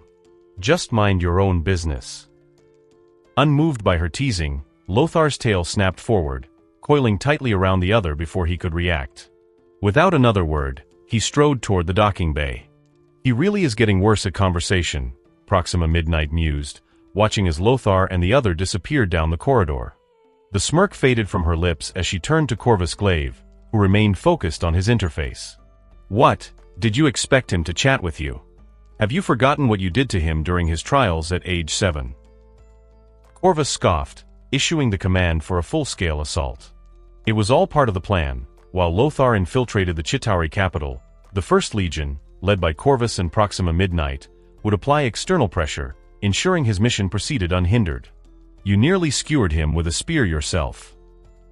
And you think that makes us close? Fair point. Proxima Midnight had no rebuttal. They had never been certain whether Thanos had intentionally molded Lothar into an unfeeling warrior or if it was simply in his nature. Regardless, after all these years, the only one who had ever elicited any real emotion from Lothar was Thanos himself. To everyone else, he remained an enigma wrapped in an impenetrable aura of indifference. And yet, strangely enough, Lothar was surprisingly popular among Thanos' legions. At this rate, he'll be commanding his own army soon, Proxima remarked. She had been through the same process herself, earning renown before ultimately being granted control over one of Thanos' many military divisions. Lothar was clearly walking the same path. Why do you think Lord Thanos is having us invade the Chitauri homeworld now? Corvus responded, his voice devoid of doubt. If he didn't intend for Lothar to take command, the Chitauri king would have been dealt with long ago. From Corvus' perspective, the entire operation was merely a stepping stone laid out by Thanos for Lothar's ascension. The Mad Titan had invested more in Lothar than in any of his other adopted children. The rest is up to him. Chitauri homeworld. Cold. That was Lothar's first impression upon stepping onto the planet's surface. The oppressive atmosphere, the unforgiving weather, the treacherous terrain, it all gave the impression of a lifeless wasteland. The uneven ground was still slick with fresh rain, forming shallow puddles that rippled beneath his silver-plated boots. Prince Lothar, the king's chambers lie at the end of this path. Please proceed with caution. The other, leading the way, cast a glance back at Lothar. Despite the need for stealth, the warrior behind him strode forward without the slightest effort to conceal himself. Hesitating for a moment, the other finally spoke up. The king has surely bolstered security, knowing that he stands against Thanos. Our best option is to slip past his words abruptly cut off. The lifeless bodies of 10 Chitauri guards tumbled down the slope. High above, standing atop the ridge, Lothar gazed toward the distant palace. Under his boot lay the corpse of an 11th guard. A sharp, icy grin tugged at his lips. His father had always told him, if no one lives to raise the alarm, then the infiltration was flawless.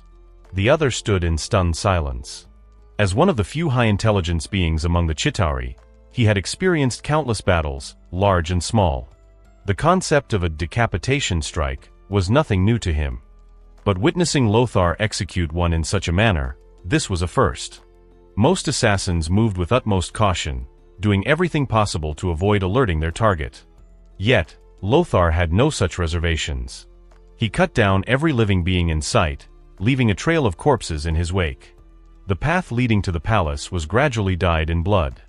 The other, following closely behind, had transitioned from shock to numbness in just 5 minutes and over 100 slain palace guards.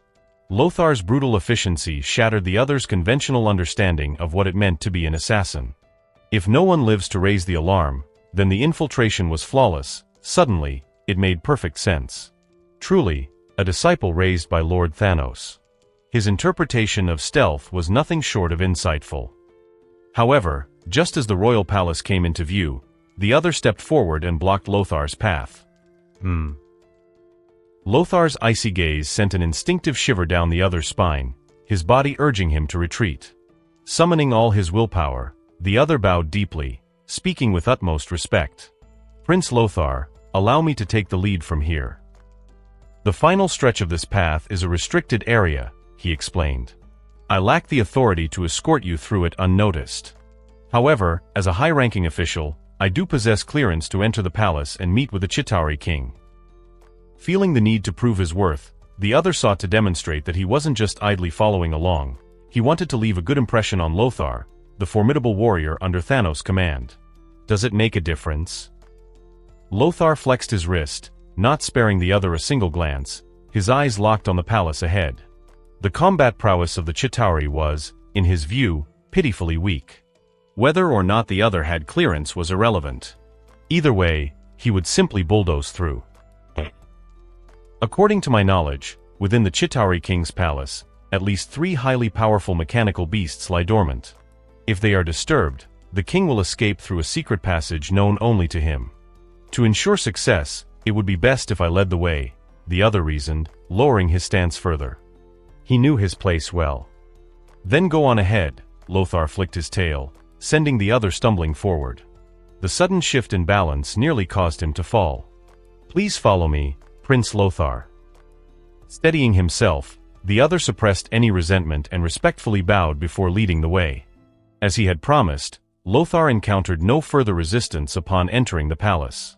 With the other's clearance, they strode past the palace guards, semi-mechanical beings programmed for strict adherence to protocol, without raising a single alarm. The assassin and his guide walked unchallenged into the throne room, where the Chitauri king orchestrated his defenses against an ongoing invasion by General Corvus Glaive and Proxima Midnight.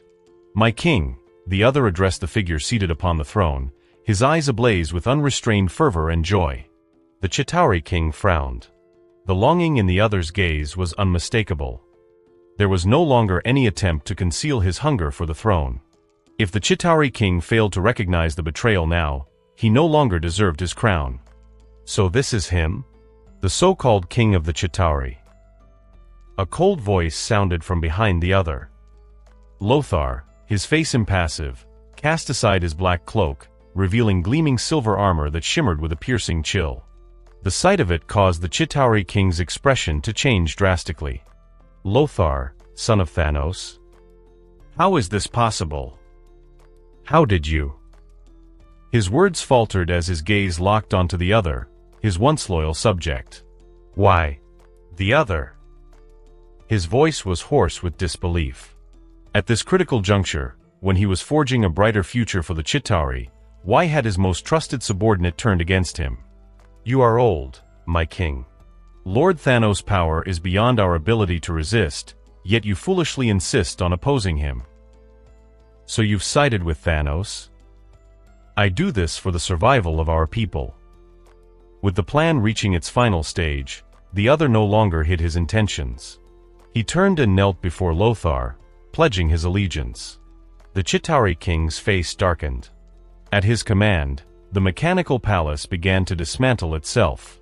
A deafening roar filled the air as three massive floating mechanical beasts emerged, their immense forms blotting out the sky. Razor-sharp fangs gleamed ominously, and their thunderous roars shook the throne room. These were the king's trump cards, hidden away for dire situations. In his mind, they were more than enough to devour the two intruders, especially with the palace guard still standing outside. The other's face twisted with dread. Why had Lothar not struck first? Why had he allowed the king to unleash his beasts? The other had warned him. Target, Lothar. The other. With a wave of the king's hand, a torrent of firepower erupted toward them. Explosions blossomed against Lothar's armor like dazzling fireworks. The mechanical beasts lunged at him, tails whipping as they bared their blood-stained fangs. Prince Lothar. The other kicked away an advancing guard and turned, just in time to witness Lothar being swallowed whole by one of the beasts. His pupils shrank in horror. It was over. Everything was over. Panting heavily, the other lost focus for just a moment, long enough for the Chitauri king to strike him down with his scepter. The king sneered, gripping the other's jaw. Malicious glee twisted his features. Pressing the glowing blue scepter against his chest, streams of data surged forth, rewriting his internal systems at the king's will. You've lost. Boom. An earth-shattering explosion tore through the hall, the shockwave flinging the unprepared king across the room. Seizing his chance, the other scrambled to his feet and, before making his escape, snatched up the king's fallen scepter. Glancing back, he saw Lothar emerge from the inferno. The monstrous mechanical beasts, once so terrifying in the other's eyes, now lay in ruins, each of their massive heads crushed in Lothar's grasp. Jagged scraps of metal rained down amid the burning wreckage. Impossible. From where he lay, the Chitauri king stared in disbelief at the figure striding through the flames. You are too weak. Lothar stepped up to the fallen monarch and shook his head disdainfully. With a flick of his crimson tail, he impaled the king's heart. Rejoice. The treacherous king is dead. Holding the glowing blue scepter, the other immediately revoked the former king's final order for the army to fight to the death. Then, as the Chitauri High Command arrived late to the scene, he dropped to his knees before Lothar, pledging his undying loyalty. I, the other, new king of the Chitauri, swear my allegiance to the great Lothar, son of Thanos. The army descended upon the world. Not long after General Corvus Glaive and Proxima Midnight led the First Legion to establish their presence on Chitauri Prime, the true mastermind of the Black Order arrived. The last of the Titan race, a being feared across the cosmos for his ruthless conquests, Thanos, stepped onto the war-torn surface, accompanied by his trusted general, Ebony Maw. Lothar stood at attention alongside Corvus Glaive and Proxima Midnight, three of Thanos' most elite warlords. They gathered at the landing zone, awaiting the arrival of their adoptive father. You have not disappointed me, Lothar.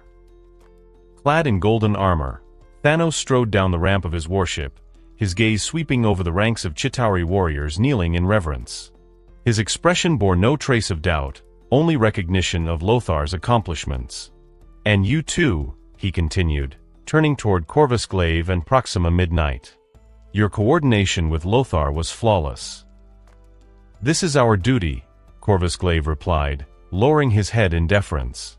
Despite being the leader of the First Legion of the Black Order, he remained as humble before Thanos as he had been in the days of his first conquest. Come. Let us see what we have gained. As Thanos advanced, his gaze fell upon a figure standing behind Lothar, the other, the Chitauri who had pledged himself to the Titan's cause. Yet, Thanos said nothing to him. The rhythmic clash of Thanos' boots against the metallic ground echoed through the halls. Surrounded by his warlords, the golden-armored conqueror disappeared into the depths of the Chitauri warship's command chamber. Lothar had personally razed the Chitauri king's palace to the ground. In its absence, the other had chosen the warship's command center, second only to the palace in authority, to serve as Thanos' reception hall. Unlike the empty halls of the former throne room, the command center was packed with advanced technology, pulsating with energy. Please, Lord Thanos, take your seat. The other, ever the sycophant, bent to the waist, stepping aside to reveal a throne, once belonging to the Chitauri king, now offered without hesitation to either Lothar or Thanos. To the other, it hardly mattered which of them sat upon it. As long as he and his people could bask in the Titan's glory, their new allegiance was unquestionable. Yet in his heart, the other had already made his judgment.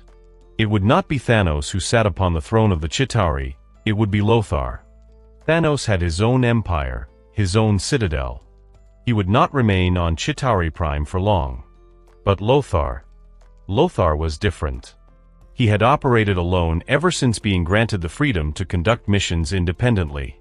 And so, the other's prediction was soon proven correct.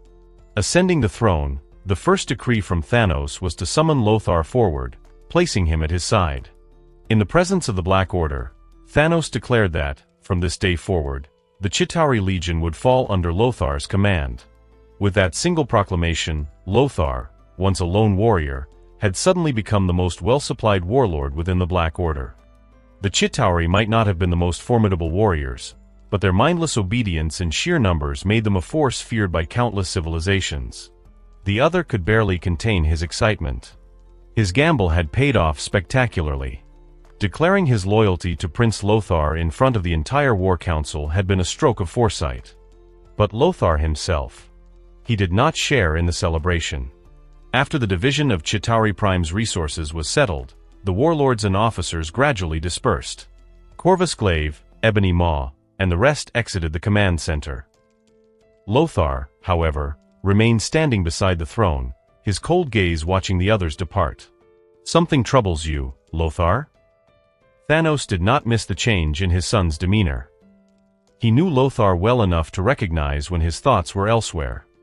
"Father, I do not need the Chitauri," Lothar stated plainly. His tone was devoid of gratitude, his expression one of veiled disdain. To him, these so-called warriors were nothing more than cannon fodder. "You do not need the Chitauri?" Thanos echoed, arching a brow. "I do not need weaklings holding me back," Lothar said, his voice firm. Even the Chitauri's monstrous war beasts, their greatest biological weapons, had crumbled before him. To him, they were useless. Thanos exhaled, his deep voice carrying both amusement and patience. "Lothar, this universe is vast." Rising from the throne, he raised his right hand, and snapped his fingers. The room plunged into darkness. Then, in the blink of an eye, a breathtaking projection of the cosmos illuminated the space, reflected in Lothar's sharp gaze. "It is too vast for you to do everything alone, no matter how powerful you may be," Thanos said. "Even I once thought as you do." "You are proud, Lothar. That pride is your strength. It is what I admire most about you. But do not let it blind you." Thanos had walked this path before. He had made his mistakes. Now, he sought to prevent Lothar from repeating them. "Consider carefully. Are the Chitauri truly useless to you?" More importantly, Thanos' eyes locked onto his son's. "You are my heir, Lothar. That means you will never be alone. Someday, you must learn to command an army as I do. Just as Ebony Maw and the others serve me, one day, warriors will serve you." He snapped his fingers again. The cosmic projection faded. The lights returned. "War is not won through assassinations alone, Lothar. Do you understand?" Hands clasped behind his back, Thanos took the first step in molding his son into a true warlord. Lothar's tail swayed behind him, his face betraying no emotion. But deep within his mind, he began to consider his father's words.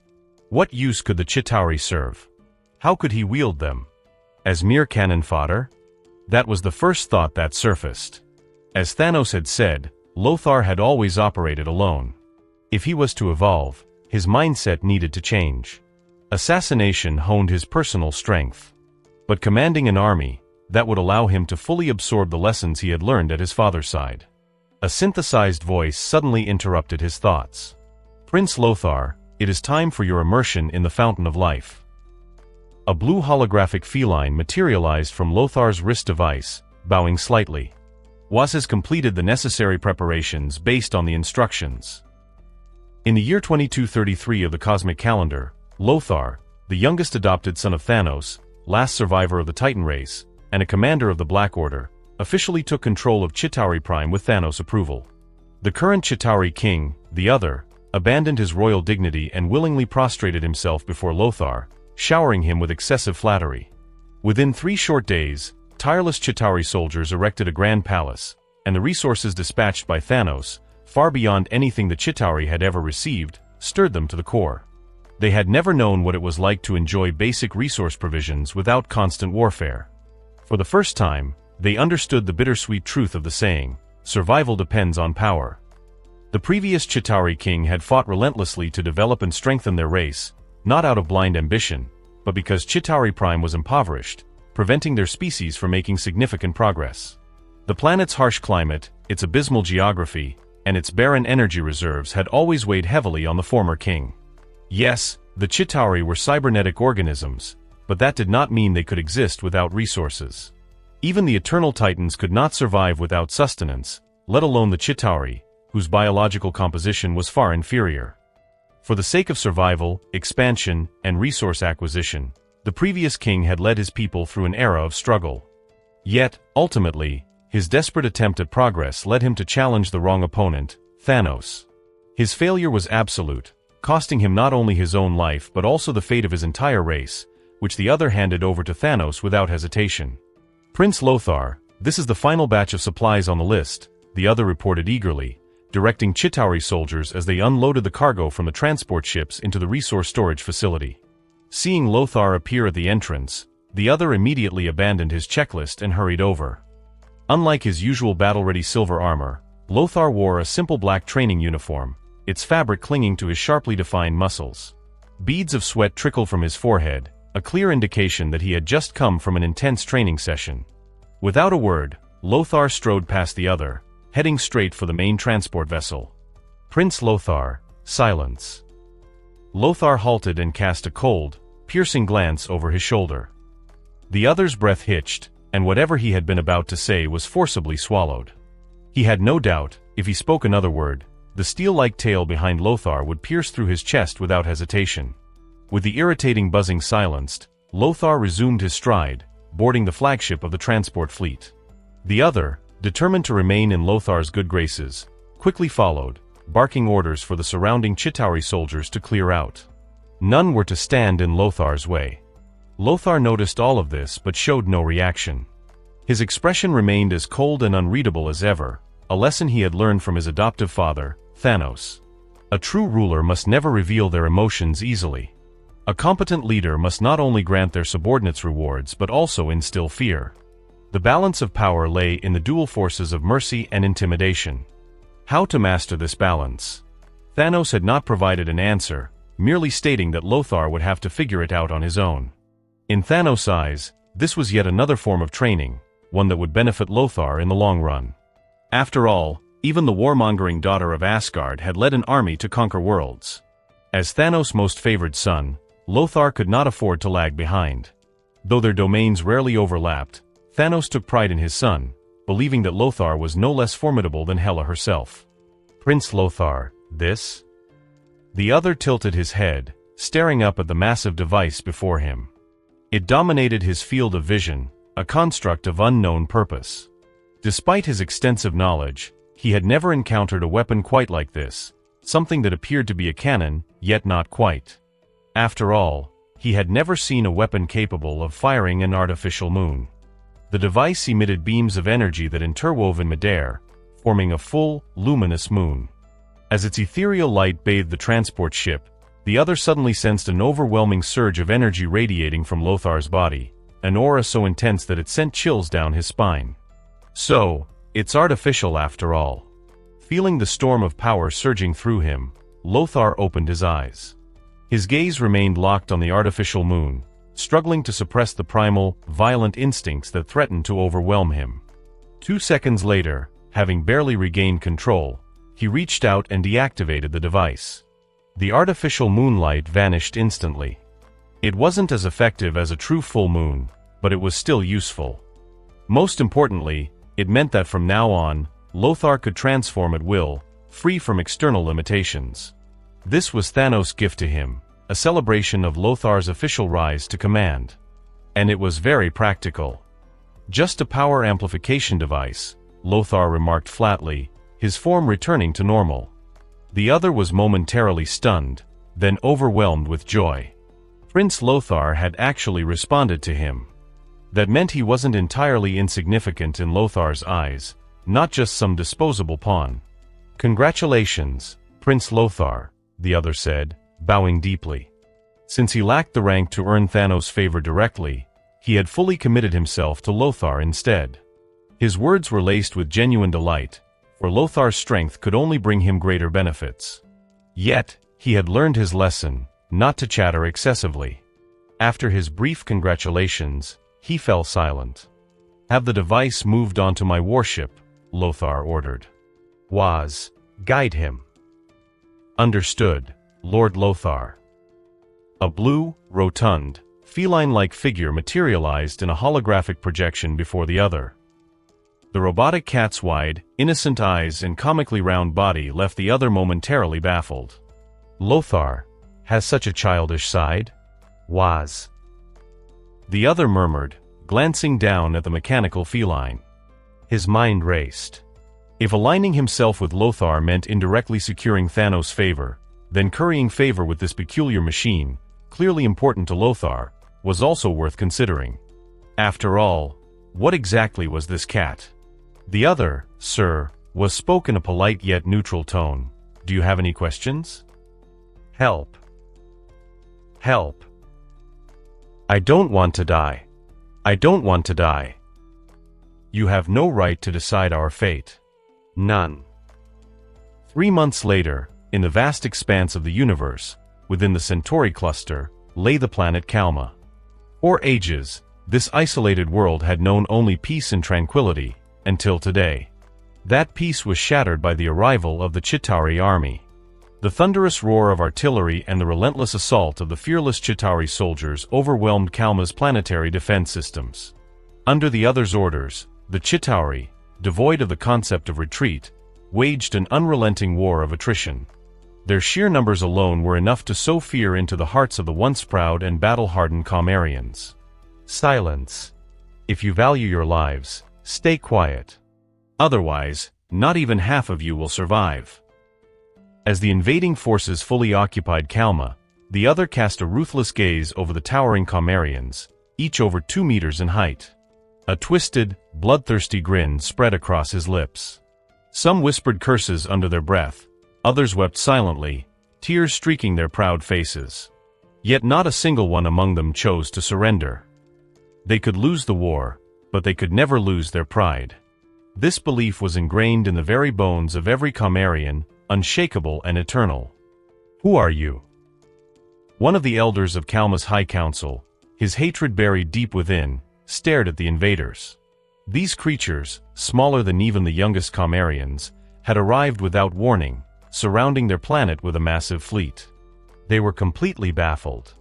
Just days ago, they had been deliberating over how best to manage their planetary resources for future generations. And now, these grotesque, scrawny aliens had stormed their home with overwhelming firepower. It made no sense.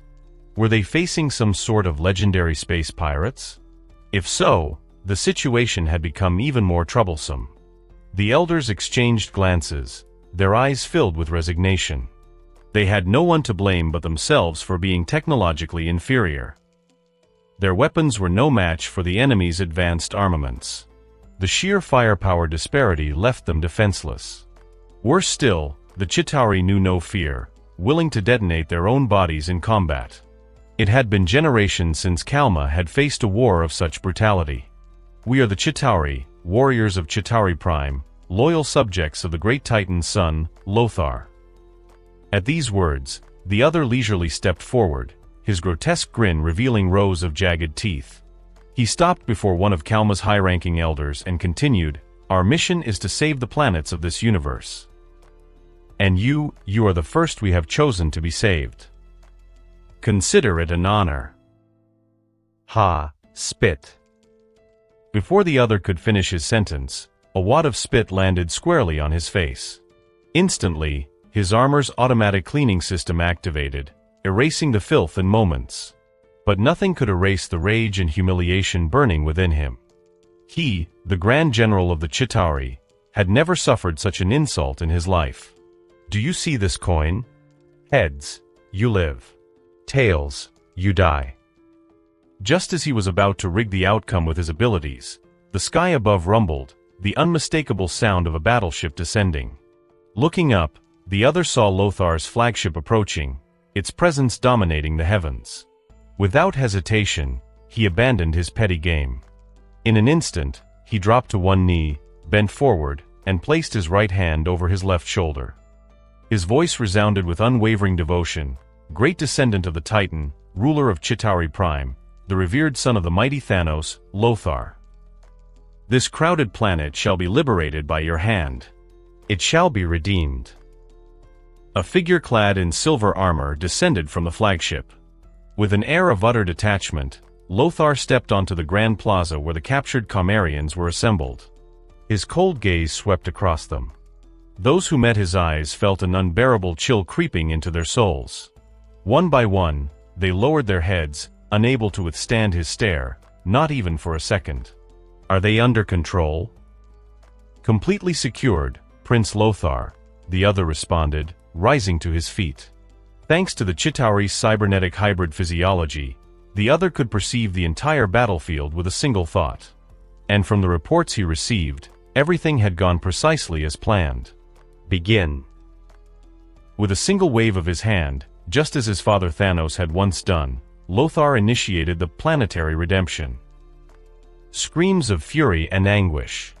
Wails of despair and torment. The Grand Plaza was soon drowned in a symphony of suffering, echoing beneath Kalma's vast blue sky, lingering for eternity. No. Stop. You monsters. The raw agony of loss, intertwined with universal curses, poured into Lothar's ears. Turning back, he beheld the plaza, now littered with bodies. This was but a fraction of Kalma's devastation. Every Kamarian selected for death had met their fate. You call this salvation? What a joke. No longer bound by Chitauri restraints, the surviving Kamarians clutched their loved ones' corpses, glaring at Lothar atop the steps. Some, consumed by fury, even charged at him, breaking through the fear that had once paralyzed them. You monsters. A fist, fueled by rage, swung toward Lothar's face. He did not move. Instead, he merely raised a single finger. The blow never landed. Look at them. Look at the dead. Look at the ruins of our world. You talk about salvation, so tell me, what exactly have you saved? We have saved your planet's future, Lothar replied, his expression devoid of emotion.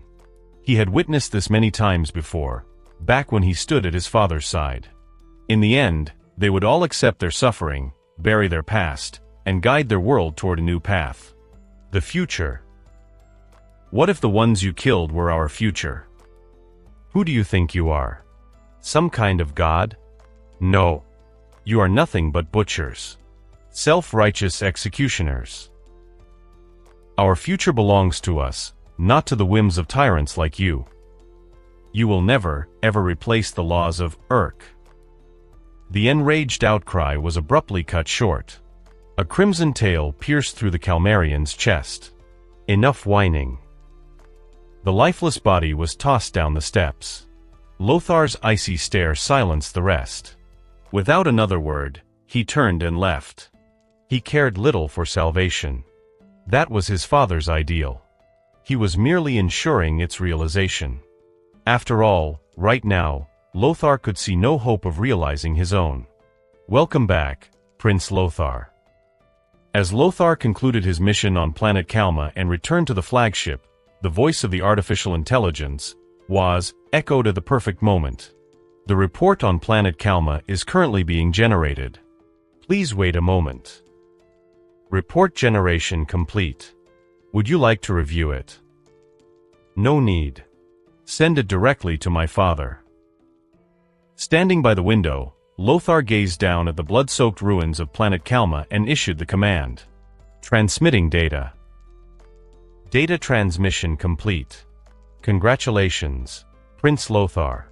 You have successfully commanded the Chitauri army in your first independent battle. Waz's mechanical voice lacked any emotion, and yet, Lothar's face remained utterly indifferent. Weak. That was Lothar's first and final impression of Planet Kalma. Based on the intel provided by Ebony Maw, the Kamarian race was supposed to be formidable warriors, yet their performance in battle was nothing short of pathetic. The sheer disappointment was beyond words. Prepare for the return voyage. With the planet's crisis resolved, Lothar saw no reason to linger. He would rather spend the time training. Understood, Prince Lothar. As soon as Waz finished speaking, a brilliant blue holographic display materialized before Lothar. After confirming the return trajectory, he turned and took his seat. One by one, the Chitauri soldiers who had fought alongside Lothar withdrew from Planet Kalma. The massive interstellar fleet departed under the burning, hateful gazes of the surviving Kamarian people.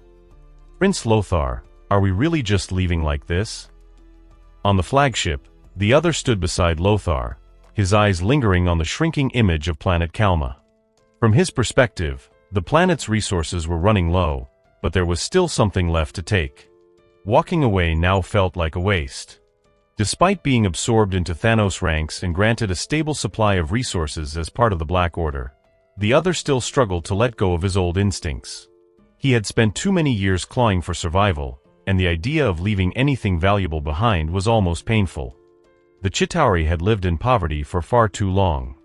Or rather, the other had lived in poverty for far too long.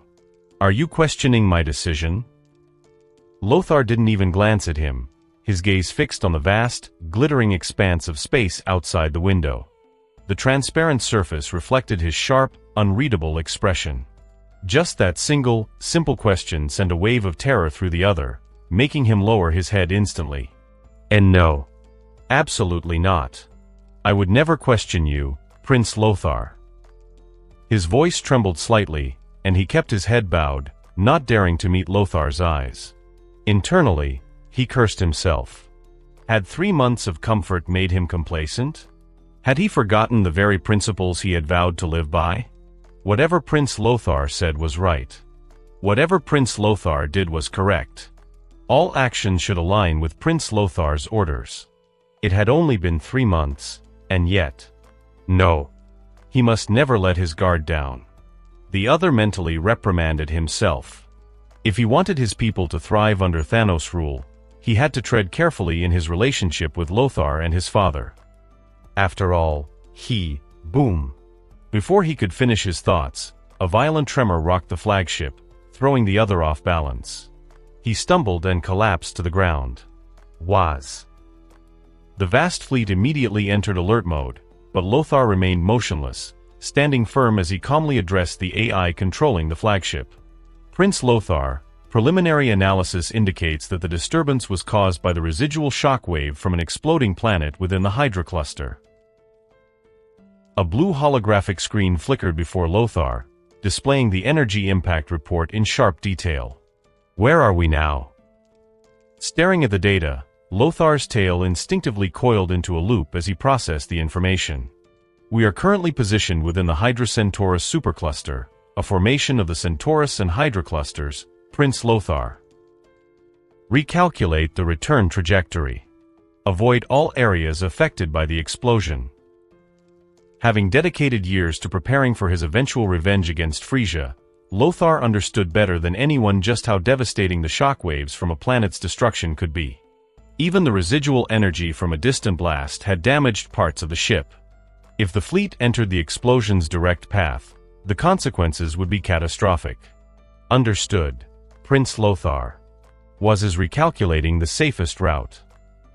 Before Waz could finish, an urgent alarm blared throughout the ship. Warning. Warning. A massive energy surge has been detected within the Centaurus cluster. Warning. Warning. The blaring sirens sent a wave of tension through the fleet. They had just witnessed one planetary explosion, and now another surge of immense energy was emerging behind them. Even the simplest minds among the Chitauri knew what that meant. Prince Lothar. For the first time in a long while, the other felt a creeping sense of panic. He had thought himself battle-hardened, but this was unprecedented. Forcing himself to stay composed, he turned to Lothar, who sat at the control panel, brows furrowed in deep thought. "Waz, initiate an unconventional space jump." "Prince Lothar, I am still recalculating an optimal course to avoid. Initiate the jump. Now." Without hesitation, Lothar switched to manual override and pressed the button that led only to the unknown. The propulsion systems roared to life, surging with an abrupt burst of energy that sent the fleet hurtling forward. The shock waves from the consecutive planetary detonations accelerated the ship's unconventional space jump, enveloping the fleet in a turbulent vortex of raw power.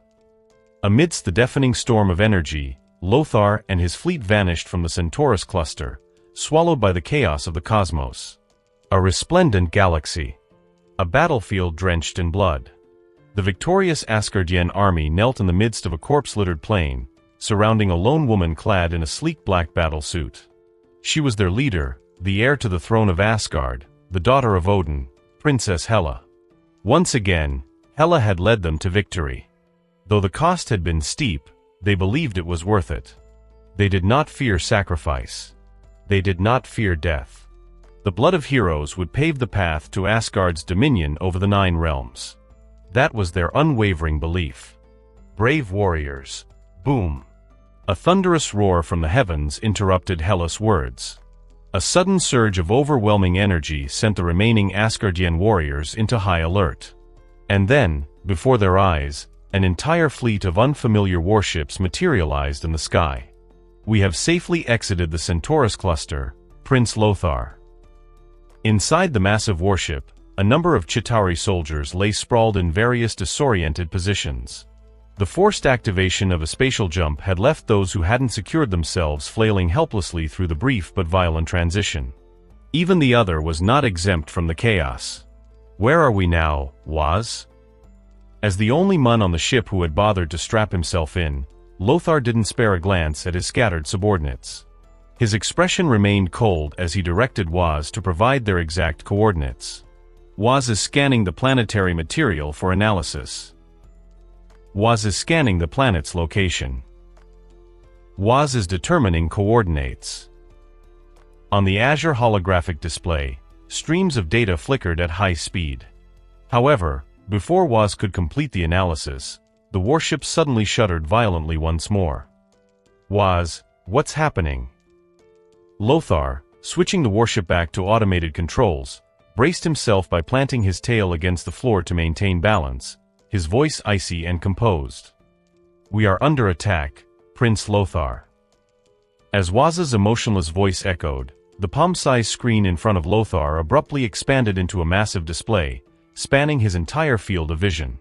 And there, clad in Asgardian battle armor, stood an entire regiment of warriors. Waz's matching records. Prince Lothar, these soldiers are from Asgard. Waz had identified them through the database Thanos had compiled, recognizing their armor design immediately. Asgard. Lothar frowned. He had heard the name before, both from his adoptive father, Thanos, and his strategist, Ebony Maw. But his understanding of Asgard was limited to just that, its name. Due to their vastly different spheres of influence, Thanos' forces had never engaged in direct conflict with Odin's Asgardian Empire. How had a single spatial jump landed him here? "Yes, Your Highness." According to the database, the woman leading their formation is Hela, daughter of Odin, King of Asgard. The display split in two, and a figure clad in a black battlesuit dominated part of Lothar's vision. Boom. Before Waz could finish his briefing, another tremor rocked the ship. This time, Lothar saw it clearly through the display. Hela was speaking, and as she did, the soldiers behind her hurled their weapons toward his fleet. "Lady Hela, should we continue?" On the plains below, the Asgardian soldiers, having just executed a warning strike, turned their questioning gazes toward the woman at the forefront. "Pause for now, but stay alert. This fleet silence is suspicious. It could very well be reinforcements summoned by the Jotuns." Having just battled the Jotuns, Hela found the sudden arrival of this warship fleet highly suspicious, especially as its gun turrets were now aimed at her forces. Defensive stance. At Hela's command, the Asgardian warriors raised their shields in unison. A second later, the warning sirens of the warship blared, and a relentless barrage of fire erupted, sending shockwaves tearing through the battlefield. Hela's raven-black hair whipped wildly in the turbulence. So they finally respond? Unfazed by the impending onslaught, Hela observed the opening hangar bay of the enemy warship with an intrigued gaze. Before this, her second-in-command had called out to them 3 times, receiving no reply. "Who are you? Jotunheim? Or Alfheim?" Without waiting for Hela's command, her lieutenant stepped forward, lowering his shield and barking his question at the emerging figure. His answer came in the form of a spear hurled straight at him. It was one of Asgard's own weapons, previously thrown at the warship and now returned with deadly intent, courtesy of the other. Lothar. From Titan. An immense energy surged from Lothar's hand, and his gaze, brimming with contempt, sent a chill down the spines of the Asgardian soldiers. Every single weapon thrown by the Asgardians was now being returned in kind. Using my own weapons against my soldiers? Is this truly the extent of Thanos' abilities? Though Thanos' dominion never directly clashed with Asgard's, his name was well known. Hela, Odin's sole heir, had seen numerous records about Thanos in Asgard's intelligence archives. Besides, Lothar's appearance was far too distinctive to be mistaken. Silver armor. A crimson tail. Even her father, Odin, had taken note of this young warrior. With a mere wave of her hand, the storm of returning weapons vanished into nothingness. Should I take that as a challenge? Lothar's voice was ice-cold, sending a shiver even through the other. You may interpret it however you wish. Hela's hand swept over her head, gathering her dark locks into a tight battle form. Her right hand extended, fingers wrapping around a weapon descending from the sky, a hammer. Hela, executioner of Asgard, daughter of Odin. Wielding Mjolnir, Hela stepped forward, positioning herself at the vanguard of Asgard's army. Odin's intelligence made it clear, Thanos and his forces were formidable foes. And now, his son, leading an army, had arrived unannounced on the battlefield of Jotunheim. The implications were obvious. This is not a place you have any right to interfere with. Kneel now, and perhaps I will spare your lives. Flexing the fingers of her left hand, Hela tilted her chin upward. In terms of strength, she had never known defeat. As Asgard's mightiest warrior, second only to Odin, she held absolute confidence in her power. Lothar's response was an icy glare. The one who should kneel is you. In a flash, Lothar's form materialized beside Hela, launching a whip-like kick aimed at her waist, only to collide with solid metal. A hammer? Is that so? I disagree. Mjolnir had moved to defend its master on its own. A cruel smirk curled Hela's lips as a uniquely crafted dagger appeared in her free hand, thrusting straight for Lothar's right eye. Futile. Lothar's voice was devoid of emotion. Twisting his body, he narrowly evaded the strike before lowering his stance and driving his fist into Hela's abdomen. Even with Mjolnir's automatic protection, the sheer force sent Hela skidding backward. Not bad, but not nearly enough. Clad in her black battlesuit, Hela leapt from the dust cloud. In an instant, a barrage of weapons materialized behind her. In the name of Asgard, let the dirge of death resound. Every weapon bore the awakened divine essence of death from Hela. Whether they were Asgardian soldiers or Chitauri warriors gripping their arms, all trembled under her overwhelming aura. Even the other, who had resolved to cling to Lothar's power, found himself unable to control his body as he collapsed in fear. This was the suppression of pure power, an undeniable force that had earned Odin's trust in allowing Hela to lead armies alone. It was also the key to unlocking the gates of ultimate cosmic might. Every Asgardian understood what the awakening of divinity meant. Their king, Odin, had single-handedly crushed the Jotun warlords with his divine power, serving as irrefutable proof of its overwhelming might. Now, I offer you and your army one final chance, son of Thanos. Standing atop a platform formed by her conjured weapons, her form clad in a sleek black bodysuit, Hela appeared towering beneath the dim sky. The wind lifted her long hair. Looking down upon the cold, stoic face of Lothar, Hela's lips curled upward. Now, kneel. Kneel before the feet of Asgardians. Death was among the most terrifying forces in the cosmos. And as one who had awakened its divine essence, Hela's might was leagues beyond that of lesser deities who only possessed trivial tricks. Raised under the expectant eyes of Odin himself, she had been trained personally by her father, from individual combat to battlefield command. Under his influence, she had grown into the very image he had envisioned. The Reaper of Asgard. From the moment her divinity had awakened, her brilliant future had been set in stone. Nothing could halt her march alongside Odin to conquer the Nine Realms, not Jotunheim, not Thanos. First, you're far too confident in your own power. Lothar raised a single finger, his right hand behind his back, his lips curling into a cold smirk. Second, the power of divinity has no effect on me. Lifting his gaze toward the shadowed figure above, Lothar's silver-plated boots stepped across the blood-soaked battlefield, steadily advancing toward the Asgardian ranks. Once, 3 so-called gods of light claimed they would purify me. 7 gods of darkness sought to slay me. 2, claiming dominion over fire and water, swore to make me suffer a fate worse than death. In the end, they all perished. Their so-called divinity didn't save them from my hands. Do you truly believe you'll be the exception? The power to awaken divinity was not exclusive to the Asgardians. In the 3 years Lothar had spent executing decapitation missions, he had witnessed countless civilizations, and annihilated many. Some of those worlds had guardians who had also awakened divine essence. Yet in the end, they too fell beneath his silver boots. He had even seen his adoptive father, Thanos, cut down 7 divine beings with a single stroke of his blade. Divinity is just divinity. Possessing it merely grants an additional power to wield, it does not make one a supreme being above the cosmos. Lothar's smirk deepened, his killing intent reaching its peak when he stood only a kilometer away from the Asgardian soldiers. Boiling power roared within every cell of his body. In a flash, his crimson tail shot forward, piercing through the chests of 3 Asgardian warriors in succession. Neither thick armor nor heavy shields could halt his slaughter. The battle-hardened Asgardian soldiers watched in terror as their weapons failed to even scratch the silver plating of Lothar's armor.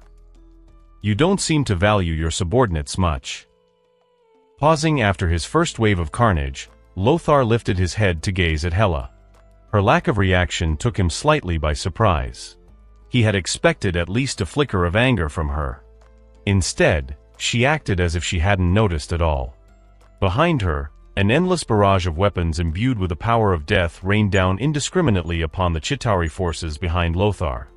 And neither do you, Hela remarked indifferently, idly flicking her slender fingers. The weapons behind her continued their merciless assault, indiscriminately reaping the Chitauri troops caught under their shadow. Though fearless in battle, the Chitauri were helpless before the crushing weight of her deathly presence. In mere moments, they suffered precision strikes from her endless arsenal. Hela's intent was clear: she would eradicate Lothar's forces first. Damn crazy woman. The other scrambled to evade the raining petals of death, glaring at Hela with seething resentment. For the glory of Asgard. The few remaining Asgardian soldiers, survivors of their battle against the Station Jotun forces, exchanged knowing glances, seeing the same resolve in each other's eyes.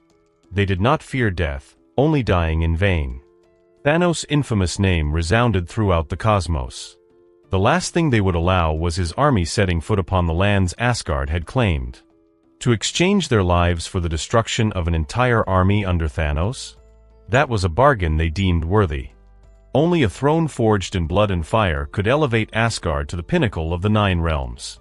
Under Odin's doctrine, this belief had been ingrained in every Asgardian warrior's soul. They were prepared to pave the road to Asgard's supremacy with their very flesh and blood. The last 100 soldiers abandoned all defense, charging at the silver-clad Lothar with their weapons raised high. Their unwavering faith lent them the strength to pour their final ounces of life into their strikes. Even as their comrades fell before reaching their target, they pressed forward. For Asgard. Roaring, Bellowing, countless blades crashed against Lothar's armor, ringing out in futile defiance. The battle-worn plating, forged by Thanos himself for his beloved son, bore fresh scars, but remained unbroken. Fools. A tidal surge of power gathered in Lothar's right palm. His cold gaze swept over the desperate Asgardian warriors still attacking him. Lifting his hand, he suddenly slammed it into the ground. Boom! A colossal shockwave erupted. In an instant, within a kilometer radius around him, no life remained. Meanwhile, the Chitauri army, left to fend for themselves, had already suffered over half their numbers in casualties. Hellas' rampage had more than earned her the title of Death herself. And yet, my father once told me, when one is killed, they die. Now, it's your turn. A defiant grin spread across Lothar's face as his tail swayed with exhilaration. Only the strong were worthy of piquing his interest. Standing firm upon the battlefield, Lothar lifted his gaze. Above him, Hela met his eyes. In that moment, the clash of titans was inevitable. And that concludes this episode. If you enjoyed it, I'd seriously love it if you guys could leave a like on the video, as it genuinely helps out so much, and it keeps me going, plus it takes only 1 second. That said, have a wonderful day. See you in the next one.